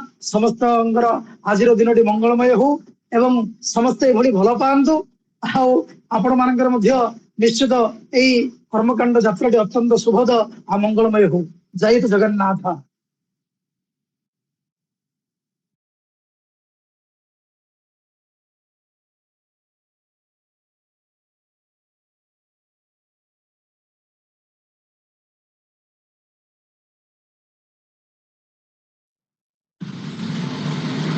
ଜୟ ଶିବ ଶମ୍ଭୁ। ଆଜିର ଏଇ ଡେମୋ କ୍ଲାସରେ ସମସ୍ତ ବିଦ୍ୟାର୍ଥୀ ମାନଙ୍କୁ ସ୍ୱାଗତ ଜଣାଉଛୁ। କର୍ପୂର ଗୌରମ୍ କରୁଣାବତାରମ୍ ସଂସାର ସାରମ୍ ଭୁଜଗେନ୍ଦ୍ରହାରମ୍ कर्पूर गौरम करुणावतारम संसार सारम भुजगेन्द्रहारम सदा वसन्तं हृदयारविन्दे भवं भवानी सहितं नमामि भवं भवानी सहितं नमामि भवं भवानी सहितं नमामि। जय शिव शंभु। आज এই জ্যোତିଷରେ ଅଛି ଆପଣ ମାନଙ୍କୁ ନିଶ୍ଚିତ ଭାବରେ ଜ୍ୟୋତିଷରେ କ'ଣ ବିଷୟବସ୍ତୁ ରହିଛି ଏବଂ ବାସ୍ତୁରେ କ'ଣ ବିଷୟବସ୍ତୁ ରହିଛି ଏଇସବୁ ବିଷୟରେ ଆମେ ଆଜି ଆଲୋଚନା କରିବୁ। ପ୍ରସ୍ତୁତ ଜ୍ୟୋତିଷ ଶାସ୍ତ୍ର କହିବାକୁ ଗଲେ କାହାକୁ କୁହାଯାଏ ନା ବ୍ୟାକରଣ ଦୃଷ୍ଟିରୁ ଆମେ ଯଦି ଦେଖିବା ତାହେଲେ ଦ୍ୟୁତ୍ ଦୀପ୍ତୌ ଅର୍ଥାତ୍ ଚମକିବା ବା ପ୍ରକାଶ କରିବା ଏହି ଧାତୁରୁ ଇସିନ୍ ପ୍ରତ୍ୟୟ ଯୋଗରେ ଆପଣଙ୍କର ଜ୍ୟୋତିଷ ଶାସ୍ତ୍ରର ନିଷ୍ପନ୍ନ ହେଇଛି, ଉତ୍ପତ୍ତି ହେଇଛି, ଯାହାର ଅର୍ଥ କ'ଣ ନା ପ୍ରକାଶ କରିବା, ଆଲୋକ ପ୍ରଦାନ କରିବା, ଅନ୍ଧକାରରେ ଆଲୋକ ପ୍ରଦାନ କରିବା ତାହାକୁ ବୋଲି କୁହାଯାଏ। ଏବଂ ବେଦର ଅଙ୍ଗ ରୂପରେ ଏହା ମଧ୍ୟ ପରିଚିତ। ତାକୁ କୁହାଯାଏ, ଶାସ୍ତ୍ରରେ କୁହାଯାଇଛି ଜ୍ୟୋତିଷାମୟନମ୍ ଚକ୍ଷୁଃ, ଅର୍ଥାତ୍ ବେଦର ଯୋଉ ଷଡ଼ାଙ୍ଗ ରହିଛି ସେଇ ଷଡ଼ାଙ୍ଗର ଇଏ ହଉଛି ଗୋଟିଏ ଅଙ୍ଗ ଜ୍ୟୋତିଷଶାସ୍ତ୍ର, ମହତ୍ୱପୂର୍ଣ୍ଣ ଅଙ୍ଗ ଅଟେ ଚକ୍ଷୁ ସଦୃଶ ଅଟେ। ଯେମିତି କି ମାନବ ସମାଜ ବା ଜୀବ ଜଗତ ଚକ୍ଷୁ ବିନା ସର୍ବତ୍ର ଅନ୍ଧକାରମୟ ହେଇଯାଇଥାଏ, ସେମିତି ବିନା ବେଦ ଅଧୁରା, କାଣ୍ଡ ମଧ୍ୟ ଅଧୁରା, ସମସ୍ତ ଶାସ୍ତ୍ର ମଧ୍ୟ ଅଧୁରା। ତେଣୁ ଜ୍ୟୋତିଷଶାସ୍ତ୍ର ଭୂମିକା ରହିଛି, ଅତ୍ୟନ୍ତ ମହତ୍ୱପୂର୍ଣ୍ଣ ଭୂମିକା ରହିଛି। ଦେଖନ୍ତୁ ଜ୍ୟୋତିଷଶାସ୍ତ୍ରକୁ ମଧ୍ୟ କାଳ ବିଧାନ ଶାସ୍ତ୍ର ମଧ୍ୟ କୁହାଯାଏ। କାହିଁକି ନା ଯେଉଁ ଶାସ୍ତ୍ର କାଳକୁ ବିଧାନ କରିଥାଏ, ଅର୍ଥାତ୍ ଶୁଭ ଲଗ୍ନ ବା ସମୟକୁ ବିଧାନ କରିଥାଏ, ତାକୁ ଜ୍ୟୋତିଷଶାସ୍ତ୍ର କୁହାଯାଏ ଏବଂ ବେଦାଙ୍ଗ ବୋଲି କୁହାଯାଇଛି ଏହାକୁ ମଧ୍ୟ। ଏବଂ ଏହାର ପ୍ରବର୍ତ୍ତକ ଆପଣଙ୍କର ପରାଶର, ନାରଦ ଆଦି ଅଷ୍ଟାଦଶ ଋଷିଗଣ ଏହାର ପ୍ରବର୍ତ୍ତକ ଅଟନ୍ତି। ପ୍ରକୃତରେ ଜ୍ୟୋତିଷଶାସ୍ତ୍ରର ପରିଭାଷା ଯଦି ଆମେ ଜାଣିବାକୁ କରିବା ତାହେଲେ କଣ ନା ଅପରିମିତ ଗଗନମଣ୍ଡଳେ ଜ୍ୟୋତିର୍ପିଣ୍ଡାନାಂ ସମୂହ, ଅର୍ଥାତ୍ ଅପରିମିତ ଗଗନମଣ୍ଡଳେ ଜ୍ୟୋତିର୍ପିଣ୍ଡ ମାନଙ୍କର ସମୂହକୁ, ସମଷ୍ଟିକୁ ଜ୍ୟୋତିଷଶାସ୍ତ୍ର ବୋଲି କୁହାଯାଏ। ଏହି ଜ୍ୟୋତିଷଶାସ୍ତ୍ର ଏବଂ ଆଙ୍ଗ୍ଲ ଭାଷାରେ ଏହାକୁ ଆଷ୍ଟ୍ରୋଲୋଜି ବୋଲି କୁହାଯାଏ। ଏହା ଅତ୍ୟନ୍ତ ପ୍ରାଚୀନ ବିଦ୍ୟା ଅଟେ ତଥା ବିଜ୍ଞାନ ସମ୍ମତ, ଯିଏକି ଆକାଶରେ ସ୍ଥିତ ଗ୍ରହ ନକ୍ଷତ୍ର ମାନଙ୍କର ମାନବ ଜୀବନ ଏବଂ ପୃଥିବୀ ପୃଷ୍ଠରେ କି ପ୍ରଭାବ ପଡୁଛି, ସେଇ ପ୍ରଭାବକୁ ମାନେ ସେଇ ଅଧ୍ୟୟନ କରାଯାଇଥାଏ, ସେଇ ପ୍ରଭାବର ଅଧ୍ୟୟନ କରାଯାଇଥାଏ। ଏବଂ ଏହି ଜ୍ୟୋତିଷଶାସ୍ତ୍ର ଆପଣଙ୍କର 30 ସ୍କନ୍ଧା ଅଟେ, ଯେମିତିକି ସିଦ୍ଧାନ୍ତ, ସଂହିତା, ହୋରା। ସିଦ୍ଧାନ୍ତରେ କଣ କଣ ଆସୁଛି ନା ସିଦ୍ଧାନ୍ତରେ ଗୋଲ ଗଣିତ, ଗାଣିତିକ ସିଦ୍ଧାନ୍ତରେ, ସଂହିତାରେ କଣ ମୁହୂର୍ତ୍ତ, ମୁହୂର୍ତ୍ତ ଇତ୍ୟାଦି ନିରୂପଣ କରାଯାଇଥାଏ। ଏବଂ ହୋରାରେ କଣ ନା ପ୍ରଶ୍ନ ଏବଂ ଜାତକ, କୁଣ୍ଡଳୀ, ନୂତନ ଜାତକ ଇତ୍ୟାଦି ନିର୍ମାଣ କରାଯାଇଥାଏ।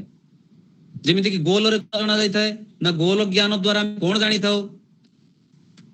ସିଦ୍ଧାନ୍ତର 2ଟି ଜ୍ଞାନ ଆମେ ଜାଣିଥାଉ, ଗୋଲ ଏବଂ ଗଣିତ। ଗୋଲ ଜ୍ଞାନ ଦ୍ଵାରା ଆମେ କଣ ଜାଣିଥାଉ ନା ଗୋଲ ଜ୍ଞାନ ଦ୍ଵାରା ଗ୍ରହ ନକ୍ଷତ୍ର ମାନଙ୍କର ଗତି ଏବଂ ସ୍ଥିତିର ବିଷୟରେ ଆମେ ଜାଣିଥାଉ, ଗତି ଏବଂ ସ୍ଥିତି ଗ୍ରହ ନକ୍ଷତ୍ର ମାନଙ୍କର। ଗଣିତରୁ କଣ ଜଣା ଯାଇଥାଏ? କୋଉ ଜ୍ଞାନ ଆମେ ପ୍ରାପ୍ତ କରିଥାଉ ନା ଦୈନନ୍ଦିନ ବ୍ୟବହାରରେ ସଦା ସର୍ବଦା ଗଣିତର ଆବଶ୍ୟକତା ରହିଛି, ଆମେ ମାନେ ଜାଣିଛୁ ନିଶ୍ଚିତ ଭାବରେ। ଏବଂ ଗଣିତ ବିନା କାଳ ଗଣନା, ସମୟ ଗଣନା, ଲଗ୍ନ ନିରୂପଣ, ବ୍ୟାପାର, ସମୟ ଶୁଦ୍ଧି ଏଗୁଡିକ ସଫଳତା ପାଇପାରିବୁ ନାହିଁ। ତେଣୁ ଗଣିତର ଆବଶ୍ୟକତା ଅତ୍ୟନ୍ତ ମହତ୍ୱପୂର୍ଣ୍ଣ ରହିଛି। ତାପରେ ଆପଣ ଆସିଲା ସଂହିତା, ଯୋଉ 30 ସ୍କନ୍ଧ ଅଛି। ପ୍ରଥମ ସ୍କନ୍ଧ ସିଦ୍ଧାନ୍ତ, ଦ୍ୱିତୀୟ ସ୍କନ୍ଧ ସଂହିତା। ସଂହିତାକୁ ମଧ୍ୟ 2 ଭାଗରେ ବିଭକ୍ତ କରାଯାଇଛି, ନିମିତ୍ତ ଏବଂ ମୁହୂର୍ତ୍ତ। ନିମିତ୍ତ ଜ୍ଞାନ ଦ୍ଵାରା ଆମେ କଣ ଜାଣିଥାଉ ନା କୃଷି, ବୃଷ୍ଟି, ବାସ୍ତୁ, ସାମୁଦ୍ରିକ ଜ୍ଞାନ, ଏଇ ସବୁ ବିଷୟରେ ଆମେ ଭାବରେ ଜାଣିଥାଉ।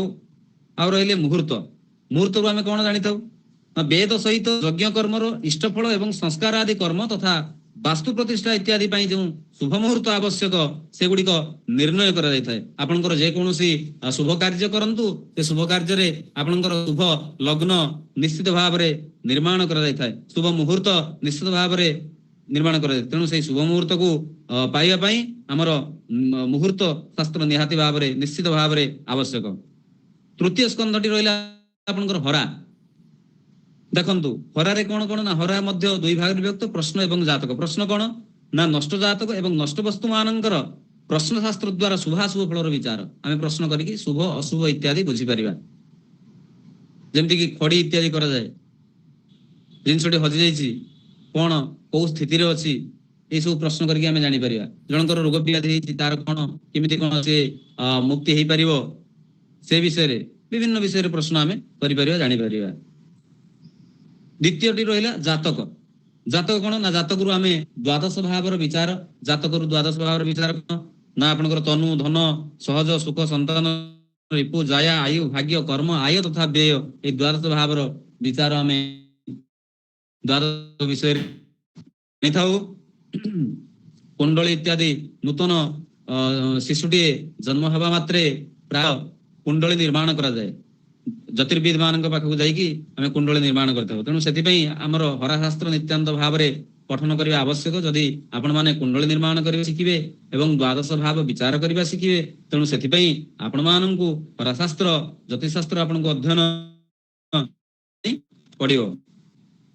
ଜ୍ୟୋତିଷଶାସ୍ତ୍ର ରହିଛି ନା ଜ୍ୟୋତିଷଶାସ୍ତ୍ରର ପ୍ରয়োଜନ ଆମେ କହିବା ପାଇଁ ଗଲେ, ଦେଖନ୍ତୁ ତାର 3ଟି ପ୍ରয়োଜନ ରହିଛି ମୁଖ୍ୟ ଭାବରେ। ବୈଦିକ ପ୍ରୟୋଜନ, ଲୌକିକ ପ୍ରୟୋଜନ ଏବଂ ସୂକ୍ଷ୍ମ ପ୍ରୟୋଜନ। ବୈଦିକ ପ୍ରୟୋଜନ କଣ ରହିଛି ନା ବେଦ ମାନଙ୍କର ବିହିତ ଯଜ୍ଞାନୁଷ୍ଠାନ ମାନଙ୍କର ସମୁଚିତ କାଳ ନିର୍ଣ୍ଣୟ। ତାର ବୈଦିକ ପ୍ରୟୋଜନ ଏହା ରହିଛି ଯେ ବେଦ ମାନଙ୍କର ଯୋଉ ବିହିତ ହୋଇଅଛି, ଯୋଉ କୁହାଯାଇଅଛି ଯଜ୍ଞାନୁଷ୍ଠାନ ଇତ୍ୟାଦି ବିଷୟରେ, ସେଇ ଯଜ୍ଞାନୁଷ୍ଠାନ ଗୁଡ଼ିକ ଯୋଉ କରାଯାଏ ବା ଅନୁଷ୍ଠିତ ତାର କରାଯାଏ। କେବେ ଯଜ୍ଞାନୁଷ୍ଠାନ ଯୋଉ ହଉଛି, ଯଜ୍ଞାନୁଷ୍ଠାନ କେବେ ହେବ, ତାର ସମୟ, ତାର କାଳ, ତାର ଶୁଭ ଲଗ୍ନ ଇତ୍ୟାଦି ନିର୍ଦ୍ଧାରଣ କରିବା ପାଇଁ ଆମର ନିଶ୍ଚିତ ଭାବରେ ଜ୍ୟୋତିଷଶାସ୍ତ୍ରର ଆବଶ୍ୟକତା ରହିଛି। ତାର ପ୍ରୟୋଜନ ରହିଛି, ତାକୁ ବୈଦିକ ପ୍ରୟୋଜନ କୁହାଯାଏ। ଅନ୍ୟଟି ହଉଛି ଲୌକିକ ପ୍ରୟୋଜନ। ଲୌକିକ ପ୍ରୟୋଜନ କଣ? ସୂର୍ଯ୍ୟ ଆଦି ଗ୍ରହମାନଙ୍କର ଆକାଶୀୟ ସ୍ଥିତିର ଜ୍ଞାନ। ସୂର୍ଯ୍ୟ ଆଦି ଯୋଉ ଗ୍ରହ ନକ୍ଷତ୍ର ରହିଛନ୍ତି ସେମାନଙ୍କର ଆକାଶ ସ୍ଥିତିର ଜ୍ଞାନ ଜାଣିବା ପାଇଁ, ବିବିଧ ଇତ୍ୟାଦି ବିଷୟରେ ଜାଣିବା ପାଇଁ। ଆପଣଙ୍କର 16 ସଂସ୍କାର ଅଛି। 16 ସଂସ୍କାର ବିଷୟରେ ପ୍ରାୟତଃ ଆମର ପଣ୍ଡିତ ଅମର ପ୍ରସାଦ ଦାସ ମହୋଦୟ ଆପଣଙ୍କୁ କ୍ଲାସ କରିଥିଲେ, ବୁଝିଥିଲେ ସଂସ୍କାର ବିଷୟରେ। ସେ 16 ସଂସ୍କାର କରିବା ପାଇଁ ହେଲେ ନିଶ୍ଚିତ ଭାବରେ ଆମର ଜ୍ୟୋତିଷଶାସ୍ତ୍ରର ପ୍ରୟୋଜନ ରହିଛି। ଜ୍ୟୋତିଷଶାସ୍ତ୍ରକୁ ଜାଣିବା ପାଇଁ ପଡିବ। 16 ସଂସ୍କାର ଧରନ୍ତୁ ଆପଣ ବ୍ରତ ଉପନୟନ, ଗୋଟିଏ ପିଲାର ବ୍ରତ ଉପନୟନ ଯଦି ଆମେ କରିବା, ସେଠି ଜ୍ୟୋତିଷଶାସ୍ତ୍ର କଣ ରହିଛି ନା ତାଙ୍କର ବୃହସ୍ପତି ଶୁଦ୍ଧି, ଗୁରୁ ଶୁଦ୍ଧି ଦେଖିବା ପାଇଁ, ତାଙ୍କର ଗୁରୁ ଶୁଦ୍ଧି ଅଛି କି ନାହିଁ, ତାଙ୍କର ରବି ଶୁଦ୍ଧି ଅଛି ନା ନାହିଁ, ଚନ୍ଦ୍ର ଶୁଦ୍ଧି ଅଛି ନା ନାହିଁ, ତାରା ଶୁଦ୍ଧି ଅଛି ନା ନାହିଁ, ଏଇସବୁ ଜିନିଷକୁ ନିଜ ମାନେ ବିଚାର କରିବା ପାଇଁ ପଡିବ, ଦେଖିବା ପାଇଁ ପଡିବ। ତାପରେ ଯାଇ ତାଙ୍କର ଉପନୟନ ସଂସ୍କାର ହେଇପାରିବ। ଏବଂ ଉତ୍ତମ କାଳ ନିର୍ଣ୍ଣୟ କରିବା ପାଇଁ ପଡିବ, ଶୁଭ ଲଗ୍ନ ନିର୍ଣ୍ଣୟ କରିବା ପାଇଁ ପଡିବ, ଶୁଭ ବର୍ଷ ନିର୍ଣ୍ଣୟ କରିବାକୁ ପଡିବ। ତେଣୁ ଏଇ ସବୁ ଲୌକିକ ପ୍ରୟୋଜନ ନିଶ୍ଚିତ ଭାବରେ ରହିଛି। ଏବଂ କୁଣ୍ଡଳୀ ଦ୍ଵାରା ଦୁଃଖ ସମାଧାନ, କୌଣସି ବ୍ୟକ୍ତିର ରୋଗ ଆଦି ବିଭିନ୍ନ ସମସ୍ୟା ଦେଖାଯାଉଥିବ, ସେମାନେ ମଧ୍ୟ ଯାଉଛନ୍ତି ଜ୍ୟୋତିର୍ବିଦ ମାନଙ୍କ ପାଖକୁ। କଣ ପାଇଁ ନା ଆଜ୍ଞା କଣ ହେଇଛି, କଣ ପ୍ରଚଳନ ହେଇଛି କି, କଣ ଗ୍ରହର କୁପ୍ରଭାବ ପଡିଛି କି, ଆଜ୍ଞା ଟିକେ ଦେଖନ୍ତୁ ଏବଂ ଏହାର ପ୍ରତିକାର ମଧ୍ୟ ଆମ ମାନଙ୍କୁ କୁହନ୍ତୁ। ତେଣୁ ସେ ଜ୍ୟୋତିର୍ବିଦ ସେଇ ଜାତକ ଦେଖିକିରି, କୁଣ୍ଡଳୀ ଦେଖିକିରି ଆପଣଙ୍କର କଣ ଗ୍ରହ ଅଶୁଭ ପ୍ରଭାବ ପକଉଛି, ସେଇଥିପାଇଁ ଆପଣଙ୍କର ରୋଗ ବ୍ୟାଧି ବା ବିଭିନ୍ନ ପ୍ରକାର ଅସୁବିଧାର ସମ୍ମୁଖୀନ ହଉଛନ୍ତି ଆପଣମାନେ, ସେ ତାକୁ ନିର୍ଦ୍ଧାରଣ କରିକିରି ଆପଣଙ୍କୁ ପ୍ରତିକାରର ଉପାୟ ମଧ୍ୟ କହିଥାନ୍ତି। ତେଣୁ ଏଇଥିପାଇଁ ଆପଣଙ୍କୁ ଲୌକିକ ପ୍ରୟୋଜନ ଏଇଭଳିଆ ରହିଛି ଜ୍ୟୋତିଷଶାସ୍ତ୍ରର। ବିବାହ ମେଳାପକ, ଆପଣ ମାନେ କର୍ମକାଣ୍ଡ କରୁଥିବେ, ଆପଣ ମାନେ ପ୍ରାୟତଃ ସମସ୍ତେ ବିଦ୍ୱାନ ମାନେ ଅଛନ୍ତି, ବ୍ରାହ୍ମଣ ମାନେ କର୍ମକାଣ୍ଡ ନିଶ୍ଚିତ ଭାବରେ କରୁଥିବେ। ତେଣୁ ଆପଣଙ୍କର ବିବାହ ମଧ୍ୟ କରୁଥିବେ, ବିବାହ ସଂସ୍କାର। ବିବାହ ସଂସ୍କାରରେ ମଧ୍ୟ ମହତ୍ୱପୂର୍ଣ୍ଣ ଭୂମିକା ରହିଛି ଜ୍ୟୋତିଷଶାସ୍ତ୍ରରେ। ବର କନ୍ୟାଙ୍କର ଉଭୟ ଜାତକକୁ ମେଳ ତାଙ୍କ ରାଜୁ ନାହିଁ, ତାଙ୍କ ତାରା ଶୁଦ୍ଧି ନାହିଁ, ଅଛି, ଏଇଭଳି ସବୁ ବିଭିନ୍ନ ପ୍ରକାର ଦଶମେଳକ ବିଚାର ଅଛି। ସେ ଦଶମେଳକ ବିଚାର କରିସାରିଲା ପରେ ଉଭୟଙ୍କର ବରକନ୍ୟାଙ୍କର ବିବାହ ହୋଇଥାଏ। ବାସ୍ତୁ ବିଷୟରେ ଶୁଭାଶୁଭ ମୁହୂର୍ତ୍ତ ମାନଙ୍କର ନିର୍ଦ୍ଧାରଣ ମଧ୍ୟ କରାଯାଏ। ଏଗୁଡିକ ସବୁ ଆପଣଙ୍କର ଲୌକିକ ପ୍ରୟୋଜନ ରହୁଛି। ଯେମିତି ଆପଣ ଧରନ୍ତୁ ଗୋଟିଏ ଗୃହାରମ୍ଭ କରିବେ, ନୂତନ ଗୃହାରମ୍ଭ କରିବେ। ନୂତନ ଗୃହାରମ୍ଭ କଲେ ଆପଣଙ୍କୁ କଣ କରିବା ପାଇଁ ପଡିବ ନା ଉତ୍ତମ ବାସ୍ତୁ ଚୟନ କରିବା ପାଇଁ ପଡିବ। ସର୍ବାଦୁ ଉତ୍ତମ ବାସ୍ତୁ ଚୟନ କରିବା ପାଇଁ ପଡିବ। ଉତ୍ତମ ବାସ୍ତୁ ଚୟନ କରିବା ପାଇଁ ହେଲେ ଆପଣଙ୍କୁ କଣ କରିବା ପାଇଁ ପଡିବ ନା ଭଲ ଜ୍ୟୋତିର୍ବିଦ ବାସ୍ତୁବିଦ ପାଖକୁ ଯାଇକି ତାଙ୍କର ପରାମର୍ଶ ନେବାକୁ ପଡିଥାଏ। ତେଣୁ ଏଇ ସବୁ ଲୌକିକ ପ୍ରୟୋଜନ ରହିଛି। ଆପଣ ବାସ୍ତୁରେ ଗୃହ ପ୍ରତିଷ୍ଠା କରନ୍ତୁ, ସେ ଭଲ ଜ୍ୟୋତିର୍ବିଦ ପାଖକୁ ଯିବେ, ପଣ୍ଡିତ ମାନଙ୍କ ପାଖକୁ ଯାଇକି ଆପଣ ନିଶ୍ଚିତ ଭାବରେ ତାଙ୍କର ସହମତି ନେବା ପାଇଁ ପଡିବ ଏବଂ ତାଙ୍କର ପରାମର୍ଶ ନେବା ପାଇଁ ପଡିଥାଏ। ଆଧ୍ୟାତ୍ମିକ, ଆଦିଦୈବିକ ଏବଂ ଆଦିଭୌତିକ ପରିଜ୍ଞାନ ମଧ୍ୟ ଜ୍ୟୋତିଷଶାସ୍ତ୍ରରୁ ଜଣା ପଡିଥାଏ। ଏହା ଆମର ଲୌକିକ ପ୍ରୟୋଜନ ଅଟେ। ତାହେଲେ ଜ୍ୟୋତିଷଶାସ୍ତ୍ରର ପ୍ରୟୋଜନ କହିବାକୁ ଗଲେ ତିନୋଟି ମୁଖ୍ୟତଃ, ବୈଦିକ, ଲୌକିକ ଏବଂ ସୁଖ। ଦୁଇଟି ପ୍ରୟୋଜନ ମୁଁ କହିଲି। ସୁଖ ପ୍ରୟୋଜନ, ସୁଖ ପ୍ରୟୋଜନ କଣ ନା ପରାମର୍ଶ ଆଦି ଫଳାଦେଶ ମାଧ୍ୟମରେ ପ୍ରାପ୍ତ ସୁଖାନୁଭୂତି। ଏହାର ଅର୍ଥ ହେଉଛି ଆପଣ କୌଣସି ଅସୁବିଧାରେ ସମ୍ମୁଖୀନ ଅଛନ୍ତି, ଯେମିତିକି ଆପଣଙ୍କର ଶାରୀରିକ ଅସୁସ୍ଥତା ହେଉ ବା ମାନସିକ ଅସୁସ୍ଥତା ହେଉ ବା ପାରିବାରିକ ଅଶାନ୍ତି ହେଉ, କଳହ ହେଉ ବା ବିଦ୍ୟା କ୍ଷେତ୍ରରେ ଆପଣଙ୍କର ଅବନତି ହେଇଥାଉ ବା କିଛି ଅସୁବିଧା ହେଇଥାଉ ବା ଆପଣଙ୍କର କର୍ମକ୍ଷେତ୍ରରେ କିଛି ଅସୁବିଧା ହେଇଥାଉ, ଏଇ ସବୁ ସ୍ଥିତି ଯେତେବେଳେ ଆସିଥାଏ ଆପଣ ମାନେ ସେତେବେଳେ ଜ୍ୟୋତିର୍ବିଦ ମାନଙ୍କ ପାଖକୁ ଯାଇଥାନ୍ତି ଏବଂ ତାଙ୍କୁ ପଚାରିଥାନ୍ତି ଆଜ୍ଞା କଣ ଅସୁବିଧା ଅଛି, ଦେଲେ ସେ ଆପଣଙ୍କର ଫଳାଦେଶ କରିଥାନ୍ତି। ଆପଣଙ୍କର କୁଣ୍ଡଳୀ ବିଚାର କରିକିରି ପ୍ରେଡିକ୍ସନ କଲେ କଣ କରିବେ ନା ଦେଖିବେ ଆପଣଙ୍କର କୋଉ ଗ୍ରହ ଆପଣଙ୍କର ଅଶୁଭ ପ୍ରଭାବ କୁଣ୍ଡଳୀରେ ଭାଗ୍ୟରେ। ତେଣୁ ଦେଖିବେ ସେଇ ଗ୍ରହର ଅଶୁଭ ପ୍ରଭାବକୁ ଆପଣଙ୍କ ଅସୁବିଧା ହଉଛି, ତେଣୁ ସେଇ ପ୍ରତିକାର ଅଶୁଭ ପ୍ରଭାବ ହୋଇଥିବ। ଏଇ ବିଷୟରେ ଯୋଉ ଆପଣଙ୍କୁ ପରାମର୍ଶ ଦେବେ, ଯୋଉ ଫଳାଦେଶ କହିବେ, ଏଇ ଫଳାଦେଶ ପାଇକି ଆପଣ ମାନେ ତାର ପ୍ରତିକାର କରିକି ପୂଜା ମାଧ୍ୟମରେ ହଉ, ଯଜ୍ଞ ଅନୁଷ୍ଠାନ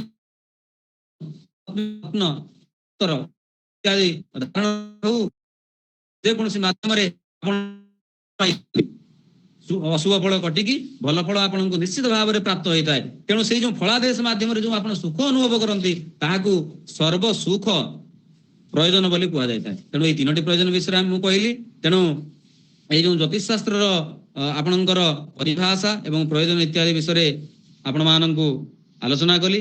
ଏବେ ମୁଁ ଆଲୋଚନା କରିବାକୁ ଚାହୁଁଛି ଆମର ଜ୍ୟୋତିଷ ଶାସ୍ତ୍ରରେ କଣ ରଖାଯାଇଛି, ସିଲାବସ ପାଠ୍ୟକ୍ରମ କଣ ଅଛି, ଆପଣମାନଙ୍କୁ କଣ କଣ ବିନ୍ଦୁ ଆମେ ପଢେଇବୁ, ଆମେ ଅଧ୍ୟାପନା କରିବୁ, ସେ ବିଷୟରେ ଏବେ ଆଲୋଚନା କରିବି। ଯେମିତିକି ଦେଖନ୍ତୁ, ଜ୍ୟୋତିଷ ଶାସ୍ତ୍ରର ପରିଚୟ ଆମେ ପ୍ରଥମେ ସର୍ବାଦୌ ଯେକୌଣସି ଆମେ ଶାସ୍ତ୍ର ପଢୁ ଅଧ୍ୟୟନ କରୁ ସେଇ ଶାସ୍ତ୍ରର ପରିଚୟ ଆମେ ନିଶ୍ଚିତ ଭାବରେ ଜାଣିବା ଉଚିତ। ତେଣୁ ସର୍ବାଦୌ ଜ୍ୟୋତିଷ ଶାସ୍ତ୍ରର ପରିଚୟ ବିଷୟରେ, ତାପରେ ଆପଣଙ୍କର ହରା ଶବ୍ଦର ବ୍ୟୁତ୍ପତ୍ତି, ଯୋଉ ମୁଁ କହିଲି ଜ୍ୟୋତିଷ ଶାସ୍ତ୍ରର ତ୍ରିସ୍କନ୍ଧା, ସିଦ୍ଧାନ୍ତ, ସଂହିତା, ହୋରା। ତେଣୁ ସେ ହରା ଶବ୍ଦର ବ୍ୟୁତ୍ପତ୍ତି କେମିତି ହେଲା ସେ ବିଷୟରେ ଆମେ ଜାଣିବା। ଯୋଉ ହୋରାତ୍ର ଇତି ଶବ୍ଦାତ୍ ଆଦି ଅନ୍ତ ବର୍ଣ୍ଣ ଆଦି ଅନ୍ତୟୋଃ ବର୍ଣ୍ଣ ଲୋପାତ୍ ହରା ଶବ୍ଦ ସେ ନିଷ୍ପନ୍ନମ୍ ଭବତି। ମାନେ ଆପଣଙ୍କର ଅହରାତ୍ର ଶବ୍ଦରୁ ଆଦି ଏବଂ ଅନ୍ତ ବର୍ଣ୍ଣର ଲୋପ କାରଣରୁ ଆପଣଙ୍କର ହରା ଶବ୍ଦଟି ନିଷ୍ପନ୍ନ ହେଇଛି। ଯେମିତି ହୋ ରାତ୍ର ଆଦି ବର୍ଣ୍ଣ ହଉଛି ଅ, ଅନ୍ତ ବର୍ଣ୍ଣ ହଉଛି ତ୍ର, ଅ ଏବଂ ତ୍ର ଲୋପରୁ ମଝିରେ ଯୋଉ ଦୁଇଟି ବର୍ଣ୍ଣ ହରା ଶବ୍ଦର ନିଷ୍ପନ୍ନ ହେଲା। ଏବଂ ହରା ଶବ୍ଦର ଅର୍ଥ କଣ ସେ ବିଷୟରେ ମଧ୍ୟ ଜାଣିବା। ଜାତକ ଏବଂ ହରା ମଧ୍ୟରେ ଭେଦ କଣ ରହିଛି, ହରା ଏବଂ ଜାତକ ଏଇ ଦୁଇଟି ମଧ୍ୟରେ ଭେଦ କଣ ରହିଛି, ଏବଂ ହରା ଶାସ୍ତ୍ରର ଆବଶ୍ୟକତା କଣ ରହିଛି ଆମ ଜୀବନରେ, ହରା ଶାସ୍ତ୍ରର କଣ ଆବଶ୍ୟକତା ରହିଛି ସେ ବିଷୟରେ ମଧ୍ୟ ଆମେ ଜାଣିବା। ତାପରେ ଆମେ ଜାଣିବା ରାଶି ପରିଚୟ, ରାଶି ମାନଙ୍କର ପରିଚୟ, କେତୋଟି ରାଶି ଅଛି, ତାଙ୍କର ସ୍ୱରୂପ କଣ, ତାଙ୍କର କ୍ରୂର ଅକ୍ରୂର ଅବସ୍ଥା ବିଷୟରେ ଇତ୍ୟାଦି ବିଭିନ୍ନ ଯଦି ଶାସ୍ତ୍ର ଅନୁମୋଦିତ ସେଇ ପରିଚୟ ବିଷୟରେ ଆମେ ଜାଣିବା।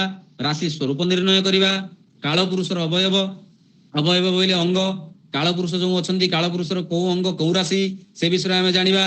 ସେ ବିଷୟରେ ଜାଣିଲେ କଣ ହବ ନା କାଳପୁରୁଷର କୋଉ ଅଙ୍ଗ ଜାଣିବା, ଯେମିତିକି ବୃଷ, ବୃଷ, ମିଥୁନ, କର୍କ, ସିଂହ, କନ୍ୟା, ତୁଳା, ବୃଶ୍ଚିକ, ଧନୁ, ମକର, କୁମ୍ଭ, ମୀନ ଏଇ ଦ୍ୱାଦଶ ରାଶି କାଳପୁରୁଷର କୋଉ ଅଙ୍ଗ ସେଗୁଡିକ ଜାଣିବା ନିତ୍ୟାନ୍ତ ଭାବରେ ଆବଶ୍ୟକ।